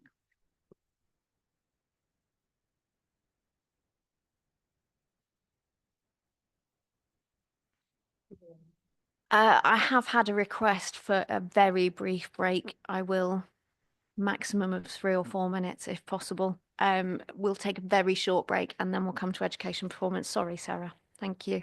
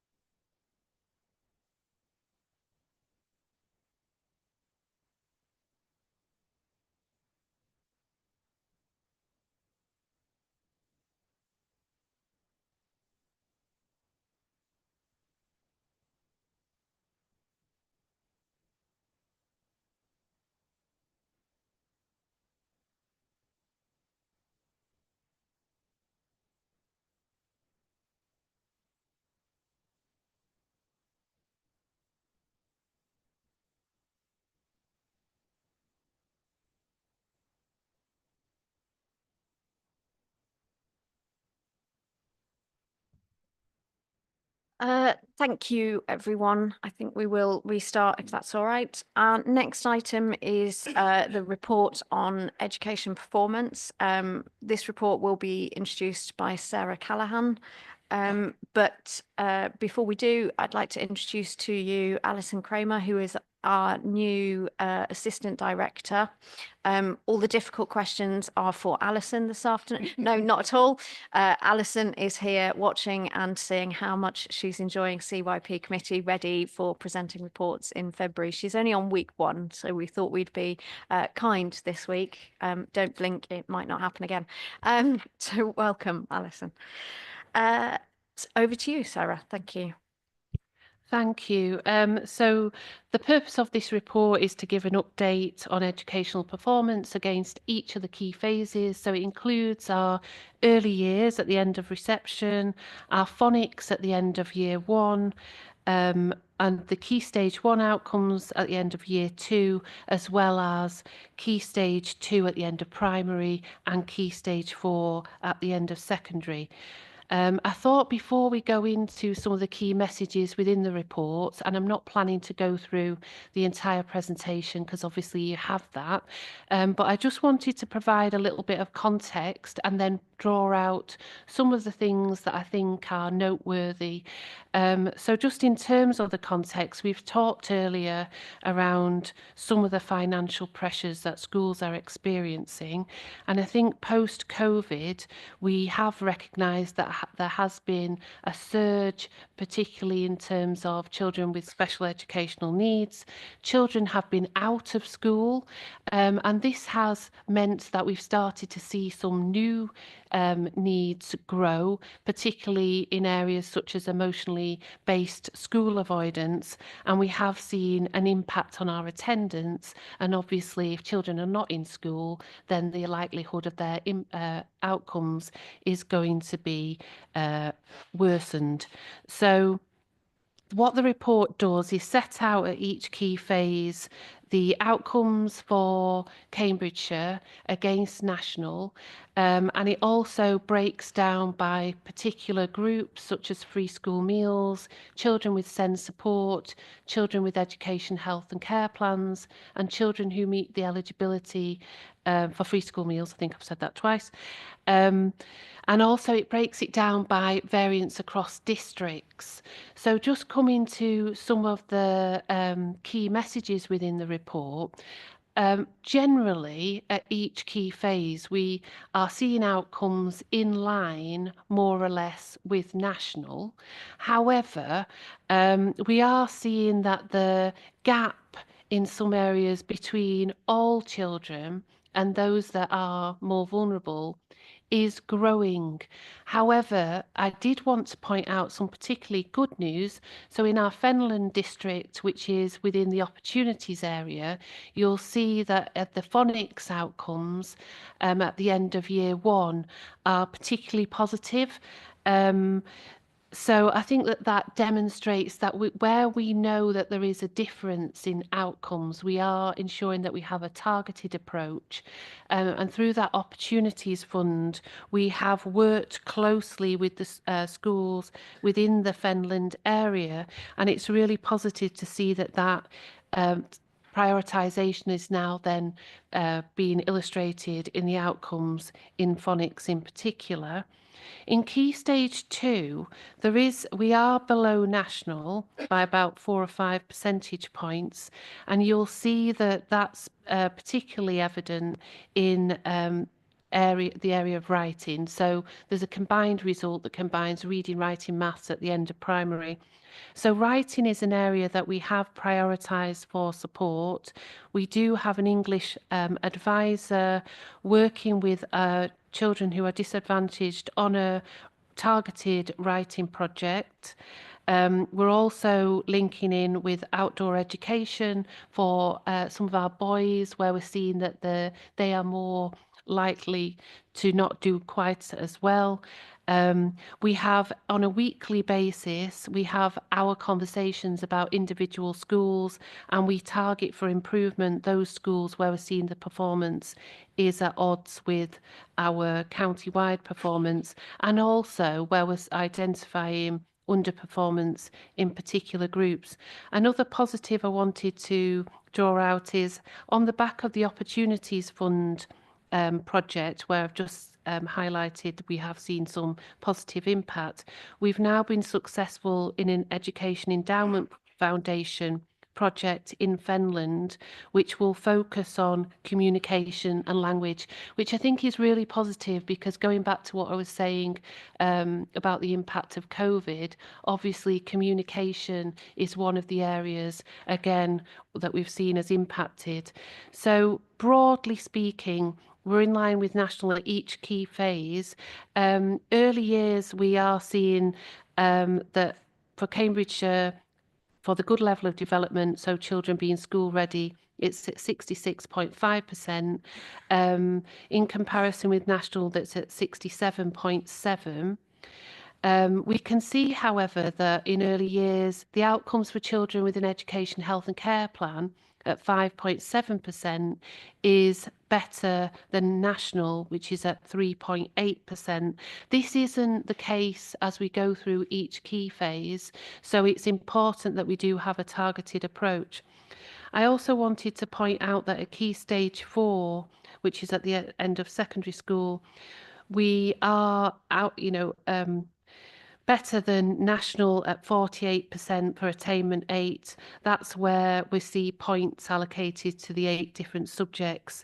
And it's the combination of those weightings in those different subject areas that contributes to the attainment 8 score.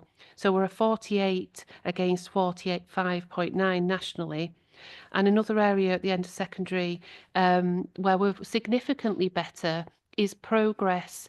So it's quite a complicated one to explain progress. So if it's at 0, then progress is seen to be in line with expectations. Anything above 0 is positive, and we are at 0.17. So that's quite above national. So I do think that we ought to recognise that at Key Stage 4 that we are seeing performance that is significantly above. You'll also see throughout the report that we've done comparisons with where we sit with the 151 other local authorities. So for instance, in early years, we're 62 out of 151 authorities. So obviously we want to ensure that we're supporting the best possible outcomes, and we're doing that through understanding and analysing the outcomes for particular groups, and then using that information to target support in the places that we know that we need to do better. So I'll pause there because there's quite a lot of detail within the report, and take questions or points of clarification. Thank you. Thank you. Questions, please. Councillor Bradnam first. Thank you, Sarah, and thank you for guiding us through the report. What I observe is that our children in care in the corporate parenting scheme, when we look at our scorecard, they have been a bit of a canary in the coal mine for us about this, in that my perception is that Cambridgeshire as a whole is in many ways a fortunate county. I know there are some areas of deprivation, both in the wider rural areas, but also within the city. But I have been surprised to see, given the weight of high-tech medical research industries, that our young people have not had good academic performance. And I'm going to come to the Key Stage 2 writing. I know you said we've had impact after COVID, and what I've been, what one is concerned about is there has been an increase in the number of people who are homeschooling their children, partly because of the emotional reluctance to return to school.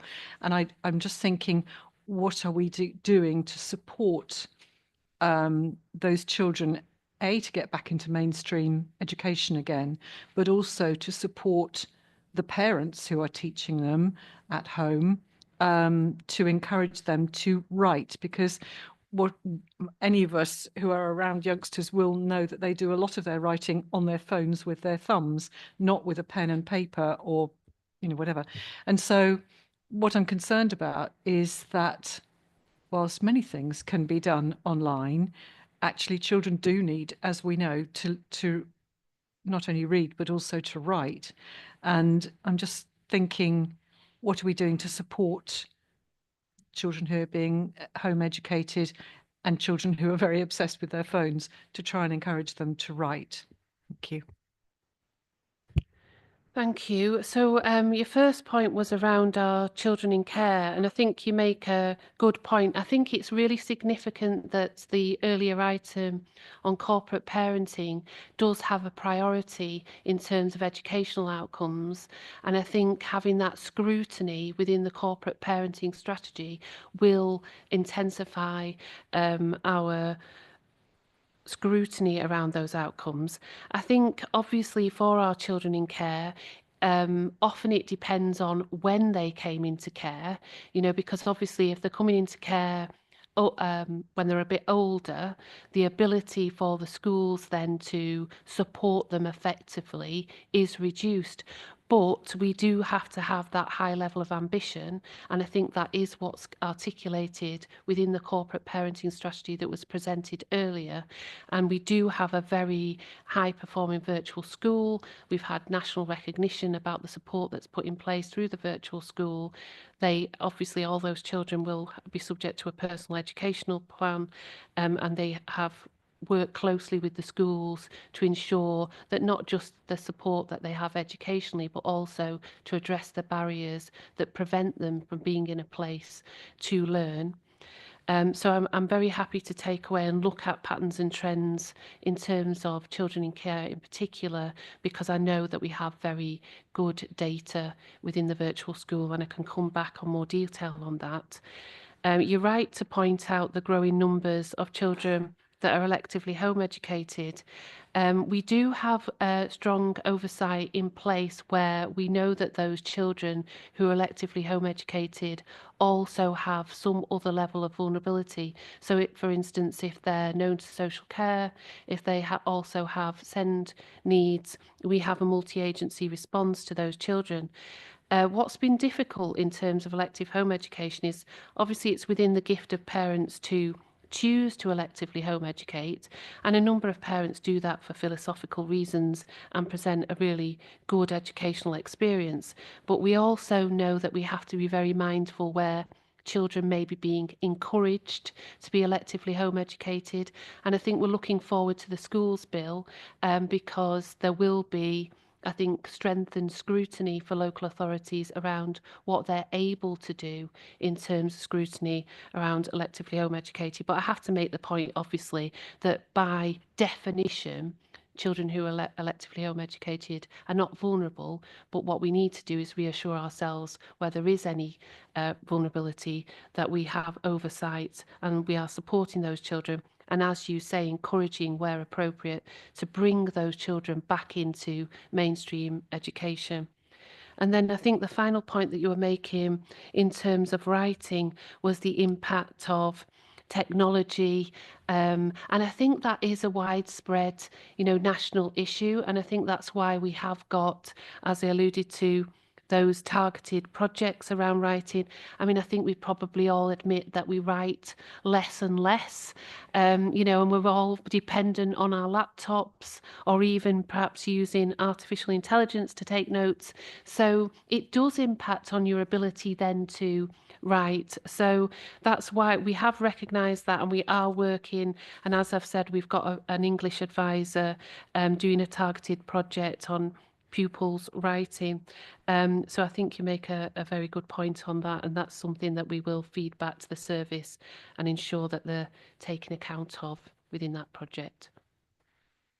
Thank you. Councillor King, next please. Thank you, Chair, and thank you, Sarah. Reading this is, you could put one could push a parent persona and think, gosh, we could do better in certain areas. But that's not what it's about today. I think what I wanted to explore a little bit is we know that our county is one of the highest, and that's something I personally know. So we are one of the highest on the intake of Ukrainian refugees in the last 3 years or so. And of course, there are other, from refugees from other places. And what I wanted to ask first is children entering any key stage where English is a second language or third or so on, is that a statistically important, relevant group, if you know that? And then if that is the case, or even if it's not the case, it would be good to understand if we still receive any national government support to support those children who, of course, with time will become a real asset to the society, but there might be at this stage need extra support to progress them. And writing is probably the highest kind of bit where that would shine through, isn't it? Because you might start speaking very soon and very quickly, and reading as well, but writing, it would be lagging behind for sure.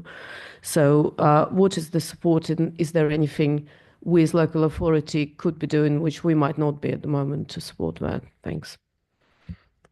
Yeah, I think you make a really good point there, and I think it actually echoes with our Inclusion for All agenda, because we're looking at that Inclusion for All agenda not just around children with SEN, but ensuring that all schools and settings create that sense of belonging for children. But when you look at the data within the report, you'll see that actually English as an additional language is one of our areas of strength. So although, as you've said, we do have a large number of children that come in and have English as an additional language, you can see in the data that actually the outcomes are positive. In terms of the support that's put in place, there is a grant available to schools. I don't have all the detail on how that grant's been allocated and how it's been used, but I would be keen to look at that and bring and submit an update to committee, because I think it's a useful area of scrutiny for us, and it will help us obviously ensure that we have got the right level of support in place for those children. But quite often they are children that are very motivated. So obviously they are struggling in terms of they're in a different country, but often we do see that they have high levels of motivation and end up doing incredibly well. But I'm very happy to take away an action to bring back data to support that. Thank you. Councillor Atkins next, please. Thank you, Chair. I just want to focus a little on the difference in performance between Key Stages 1 and 2 and Key Stages 3 and 4, because it seems particularly kind of stark in our case, where the primary sector, broadly speaking, is either achieving or a little below kind of relevant national comparators, although, as you said, with some important exceptions where the council has been doing some targeted work, which is very welcome. But in the meantime, our Key Stage 4 results are quite exceptional, I would say, in a lot of areas and across a lot of categories. I guess my first question is this, so this could be a kind of cohort effect, essentially, where it's possible that performance was previously better at primary school level and those cohorts have gone through and done well at secondary school, or it could be the case that there is just a better level of performance in our secondary sector. And if so, I think it's important that we take the learnings from that and what is it that our secondary schools are doing particularly well, which is achieving these results, perhaps even on slightly, not necessarily the best foundations. So I just wonder if you have any comments on that and whether you think there is learning that can be transferred from our secondary to our primary sectors. And what are the sources of strength that are leading to this high performance? Yeah, I think so. There's some interesting analysis to look at there, because I don't think we can conclude that the support in secondary is necessarily significantly better. I think obviously it's cause for celebration when we're outperforming national, but I think what would be useful to look at is one of the things that we notice at any transition point, so from primary to secondary, for instance, is that we get an increased referral for education, health and care plans. So children in primary, because they are smaller, children in primary are often able to work better. You know, it's a smaller community. They may be able to access better support, you know, dependent on the particular needs, they're able to function better. So what we know is that we see an increase in referrals at that point. So as well as an increase in referrals for education, health and care plans, we also need to look at our attendance and we need to look at our permanent exclusions. So I think it's right to point out the difference, but I think we probably need to do more analysis about the cohorts and see if actually the cohorts that are performing well are consistent at each key phase. So I think that that would be a useful thing for us to explore, because I'm not suggesting that because we see an increase in referrals for education, health and care plans, and because we look at the suspension rates of children in secondary and it's greater than in primary, I'm not suggesting that all those children don't transfer, but I think it's something that we should explore in terms of understanding the difference at primary and secondary. Thank you. I think I'd welcome that kind of analysis. I think that would be informative to members of the committee. The other question I just want to touch on very quickly, if I may, is what new steps or new approaches will the council be taking to target attendance, particularly across the whole kind of age range, but particularly those children who were, I think, younger during the pandemic and we've seen a kind of slower return to normal levels of schooling in the last few years? Yeah, I think so. There are new DFE expectations that I think I've referred to previously around attendance, and the expectation is that we look at attendance much more broadly and we bring in a wider range of services. So there's a definite link, you know, looking across to targeted support and looking at the barriers to education that impact on attendance, and critically working with parents and carers, and also understanding the impact of COVID and the growth in some of those needs that I've referred to earlier. So I think it's more than just looking at the data and working exclusively with schools. It's also engaging with our parents and carers and looking at the support services out there so that families that are in more challenging circumstances, we can understand why the attendance is poor. So I think it's very much about looking at the support and understanding the barriers. We do obviously issue penalty fines when we know that the attendance is worse than we would like. But obviously we always look at support before, you know, we go to that more punitive measure. Thank you. Councillor Count, please.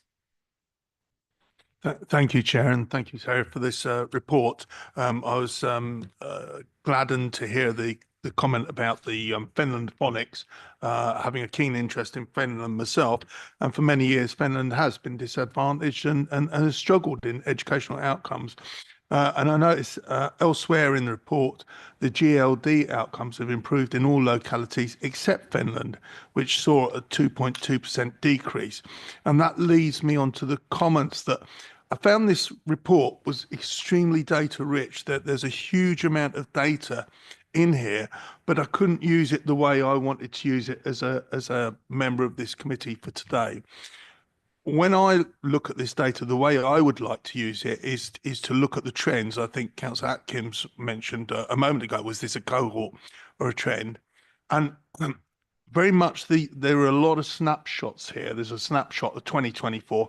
In some minor areas, there's some comparisons over a 3-year period on a sort of bar chart, up 11 places, down 10 places, and then maybe the national average is somewhere else. For me, the area I would have most likely liked to concentrate on is to see the trend over, say, a 10-year period. Are we getting better? Are we getting worse compared to the national averages, broken down by district and broken down by education sector? And that isn't easy. I'm not even sure it's possible to extract from what I've got in front of me. So there's nothing wrong with the report as it stands.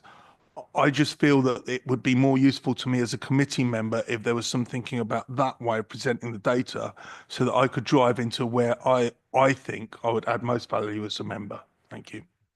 I think your comments are really helpful, actually, because and now we've got Alison in post as well. One of the things that we've been talking to the team about is exactly that, you know, so having more analytical approach, looking at the barriers to education and those cohorts and the trends over time. And that's something that we've started to scrutinise more closely. So we're looking at the free school meals, SEND support, education, health and care plans, but not just, as you've said, the data against national and against district, but also the trend over time and what's the key lines of inquiry emerging from that. So absolutely, as a team, that's the direction of travel, and it links very closely also to the Inclusion for All framework, you know, understanding the context that we're operating in and the needs emerging within that context, and then understanding that, making sure that we have a targeted approach. So yes, everything you've said is exactly what we're looking at from a strategic perspective. So we will obviously look to present the information in a way that you can do that analysis much more clearly as we move forward. Thank you. Thank you. Councillor Slatter next, please. Thank you. First, a very simple question, and I'm sorry if it was in there and I missed it. It's very data rich, as Councillor Counter said. In corporate parenting, we are given a statistic which shows what percentage of our children are attending good or outstanding schools. And obviously the subcommittee was quite keen to know, well, how does that compare with the rest of the county? I haven't actually seen that figure, and I would like to know the percentages for our children who are in good or outstanding school. That's just a figure. I'm trying not to ask questions that have been asked already, but I am particularly interested in the impact on our communities of a lot of different languages coming in. When I was chair of governors in the 1990s, it was much more difficult to get help for Japanese parents. So there was a burst of them. These days, there's so much that can be shared county-wide to help small minorities wherever they may be. And it's particularly the parents and grandparents at home that the children are dealing with and may need to take notes home for or end up interpreting for. I would very much like us to have some more facts on that. We're clearly, we've well overtaken the 2021 census, even if it asks the right questions for us. Whereas a lot of the schools, I think, ask really carefully for the intake of new parents, you know, what languages are we dealing with here? Will we need translation? The writing, particularly, may be of a totally different nature. And if if somebody's made their home here in a bit of a hurry, that may not be planned for and so on, and they may need more help. So it would be good, I think, going forward for us to collect more information about language and what the families of our children have in the way of language, and particularly written and ability to read, so that we don't get barriers of communication. If we send out a message about a school sort of coffee morning-y type thing, or even support for particular parents, we need to make sure those parents can read that and act on it, we hope. And councillors too do need to have a little bit of access to translated material if necessary to help us. That's just one thing, just for getting a bit more information. I'd be interested in your reaction on that. And the final thing is where we are as a county sharing good practice and knowledge. This language and culture is one of them. But I noticed, for example, that Wisbech is benefited from the Cambridge Science Project that's based in Cambridge, but is helping Wisbech. And that, of course, is the CPCA. And I don't know whether reports in future will be able to just make a note of where when the money's coming from the CPCA, we obviously want to know as councillors that it's reaching our children. And do they monitor the effect of, for example, the Science Centre in Wisbech, which must be inspirational, particularly for youngsters who've perhaps not got a great appetite for school. The sort of things they're doing on STEM, what's it, STEM in the Fens, is it called, Councillor Count, I think, that project? You know, the way in which they can put over really good whiz-bang demos. What benefit is there in that? And is it something we can duplicate around our schools? That's those three different areas of educational life I come across. Thank you. Yeah, on your first point around our children in care, we wouldn't place children in schools that are less than good. And a high percentage of our schools are good or outstanding. So we have to have high aspiration and support to our children in care in particular.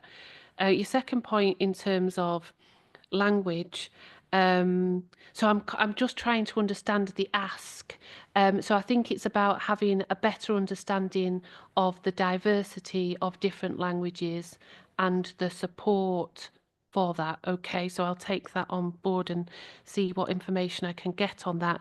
And on your final points, there is an assistant director for skills within the combined authority that Martin and I are meeting with. I think it's this week, and we can pick up that point directly in terms of making sure that we take advantage of the opportunities and that there's an equitable process also. Thank you. Councillor Sharp, please. Thank you, Chair. Thank you for the report. Just a couple of comments and questions, really. Yes, I still think we still have the hangover from COVID. I think still being affected through, and that may sort of affect other issues. But trying to look at two comments, notes on Key Stage 2 data. We mentioned Fenland and Huntingdonshire are the two of the lowest performing districts. And you mentioned in your introduction about using and understanding the issues and targeting support. So really, I'm trying to get a bit more idea about what we're doing in terms of working with schools to get that. And obviously, we've got a finite resource, so it'd be interesting to know what resource we're using in up there, and also what will success look like, I suppose, is my obviously 100% it would be the ideal, but being realistic what it would look like. And then touching on I think Councillor Atkins mentioned Key Stage 4.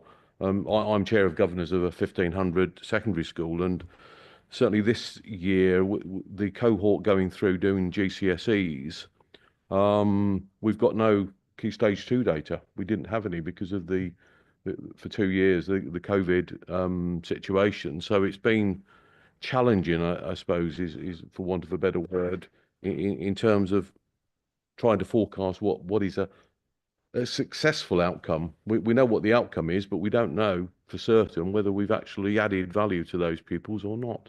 So those are my sort of comments and thoughts. And that last bit, I'm sure that's similar around the whole county. So it's interesting to see how as a county, we're measuring to support secondary schools to try and maximise the pupil potential. Thank you very much. So I'll start with your what does success look like? So in our corporate strategy, we want all children to thrive, and that's what success will look like. In terms of the measures to evidence that, I think it's that children are in school, that the attendance is above the national requirements, because every day missed obviously impacts on their educational experience. It's when they're in school that they stay in school, that they're not suspended. And it's that they achieve, so obviously we know that, which brings us on to the second part of your question, we know that some children find it more difficult to achieve. So it's about ensuring that the support is put in place and that we do have a targeted approach. And you mentioned the resources and them being stretched. I think in terms of school improvement, we're really fortunate in terms of the level of resource that we have. We have support to every school. We have weekly meetings where we look at the data, not just the data, but the soft intelligence emerging from those schools. We look at things like attendance, suspensions, educational outcomes, but also soft intelligence around HR issues that will impact on the ethos of that school. So we have weekly meetings, we interrogate the data, we use our soft intelligence to ensure that we target the resources where they're needed. And you're right to point out the differences in Fenland and Huntington at Key Stage 2, and that's why I wanted to illustrate the impact of having a targeted approach earlier on, where we're seeing the impact in those phonics outcomes at the end of year 1. So it's really fortunate that having been able to illustrate the impact of that targeted approach, that we've now put that bid into the Education Endowment Fund, and the objective of that bid is that it will support those more disadvantaged children. So I'm very happy to share the plan around the Education Endowment Fund project, and we can obviously look at the impact of that project as it develops. So hopefully I've addressed most of your questions. Thank you. Thank you. Councillor Daunton, please. Thank you for the report, Sarah. Really interesting reading. I mean, there's good things and not so good things here. So it's good to see the whole picture. Going back to the issue of writing and under 3.3 and talking about early years, I'm really glad to see there's been some more focus on writing, because in recent past there's been a lot of focus on phonics, and I think this will redress the balance, and particularly because there are other things arising from it. I mean, a child who can hold a pencil and can do their phonics, it gives them a sort of innate confidence, which helps them in all sorts of ways. So I'm glad to see that, and the new funded course. I presume that's September 2025, not September 2024, or has it already been rolled out? It's 3.3, the last bullet point on 3.3, which is on page 149. No, it's talking about a project, a planned project. Right. So I think it should be. It's about to be rolled out then. And so a couple of questions. One is this new course, Raising Early Achievement in Literacy. Is that only available in maintained schools? That's one question. And the second question is looking at 3.5, which is Key Stage 2. The work that's going on at in early years, is that really feeding through to Key Stage 2? Because you've got a separate project going on in Key Stage 2, the English team writing sample plans. Is there a whole school approach to improvement in writing? And again, is that across the board, not just for maintained schools? Thank you. I need to clarify the maintained schools and academies, but I do know that our offer of support is to both. But on that particular project, I just want to check. In terms of the join up between early years and primary, I think we are strengthening that because we brought the teams together, as in, so I have well, Alison now has a head of service for early years and for school improvement, but they've been working in a much more joined up way. And I think that that's really important to have that continuity. But it's also not just having the join up from early years and primary, but as you've said in early years, their work with health and with parents also. So we are, as much as possible, ensuring that there is consistency across early years and primary, and I think that that is strengthening. But it's also about that more holistic view in early years as well that addresses those barriers. But I will check the point around the offer and whether it's to maintained and academy schools for you. Thank you. I think that was everybody. Marvellous. We are asked to note the findings of this paper and comment as appropriate, and I think we've done that. Thank you very much, Sarah. Before I go to the final item on today's agenda, Martin has an update on the action log for us. Yeah, just to go back to the action regarding the safety valve, the updated information was provided last year to Audit and Accounts Committee, not to this committee. The updating report, the briefing note, will be sent out today to members of this committee and Audit and Accounts. Thank you. So the final item is item 11, the committee agenda plan, training plan and committee appointments. Do we have any changes to the published agenda plan, please, Tamar? The sufficiency strategy report has been removed for the February meeting. Yeah, that's the only update at the moment. Thank you. No comments on that. The training plan, you should all know that the training we had planned on send and inclusion has been postponed due to our phone call yesterday of our area send inspection, but we will get that back in the diary as soon as possible. Do we have any comments on the training plan, please? Councillor Slatter. Yes, I would like to know what colleagues think about the audience we should be addressing with quite a lot of our training, given that a great deal of it is now online and quite rightly being recorded so that members who are at work can see it afterwards. And some of the things I know we would like everybody to know about. I mean, because it does come up in casework as well as just life. 17, for example, we've got, as was referred to already, finance training. And this is just for CYP members. I think that given the impact on the council budgets as a whole, it's important that people know just how this works, because it clearly works through into strategy and resources and all sorts of other places in the council, let alone what our council tax requirements are.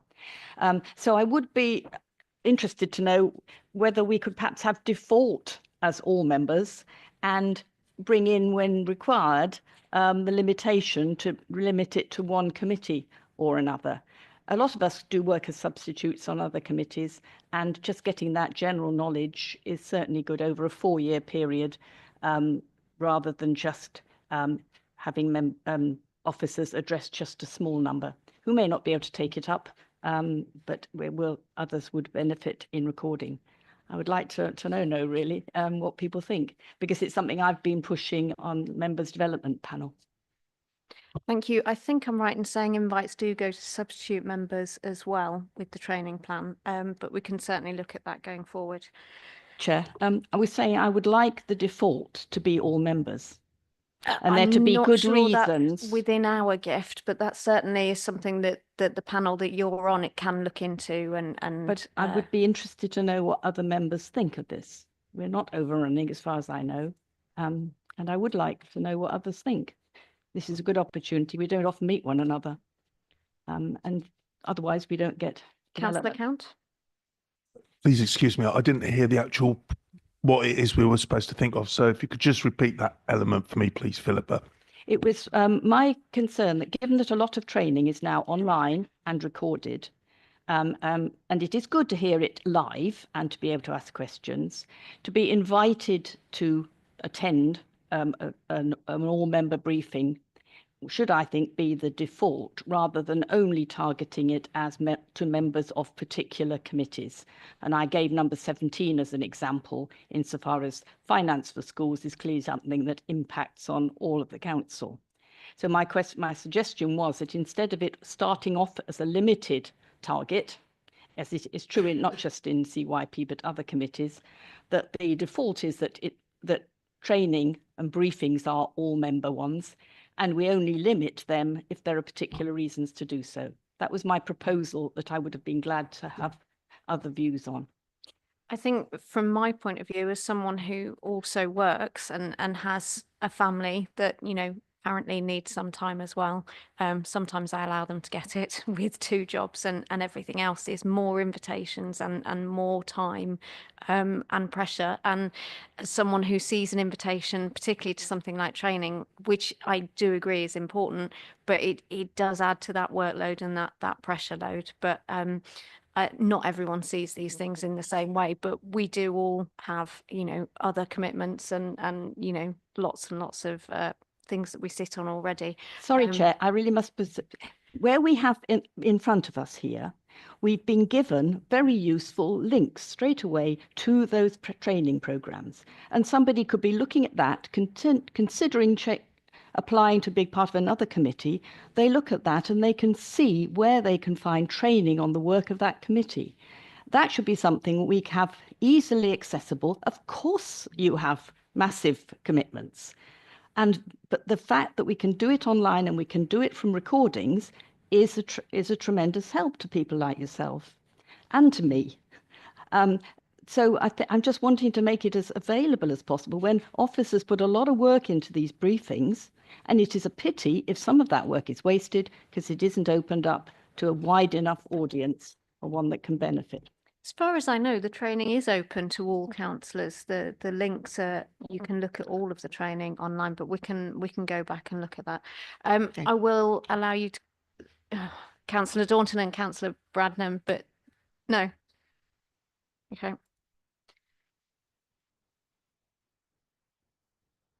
I'm just going to make a suggestion that, as you said, that the member development panel looks at this and particularly looks at key training for all members for after May. So it could be considered that education finance is the key training issue for all members. I don't know. I think that's for the member development panel.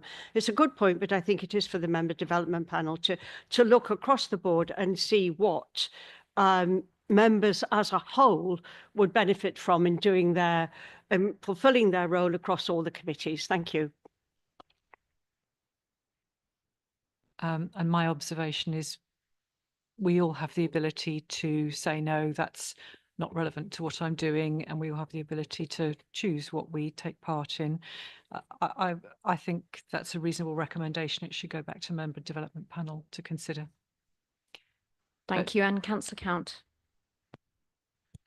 Certainly, I agree with the thought. It should be the member panel that considers how to move forward. But Councillor Slatter was asking what people felt about it, and I'll tell you what I think about it. I think that there's no such thing as bad training, and anybody that can avail themselves of training that isn't for some reason confidential should be given that opportunity. I think the member panel would be wise to take those thoughts on board. From memory, so I'm always often wrong when I work from memory, but from memory, a lot of the training we get, it says open to all members, but specifically useful to, say, Children's Committee or something like that. So from memory, I believe that most training is available. But something I think as an addendum for the member panel to consider is we often get who's attended training or what training was gone on these agenda plans, and if the link to one that's already gone was embedded and that was a recorded session or a slide pack, that would be incredibly useful as well. And it's very easy to achieve. So yeah, fully supportive. Thank you. Thank you. And I'm sure anyone who wants to discuss this further, I'm sure that panel is happy to take further discussion. Members will note that the local authority governor nominations/appointments August to December 2024 were circulated to committee and uploaded to the meeting page on the 8th of January 2025. And we'd like to put on record again our thanks to all of those who give up their time and put an awful lot of effort into supporting our schools in those roles. This brings us to the end of today's business. Our next meeting is on Tuesday, the 25th of February, again at the 1 p.m. start time. Thank you, everybody, for all of the business today.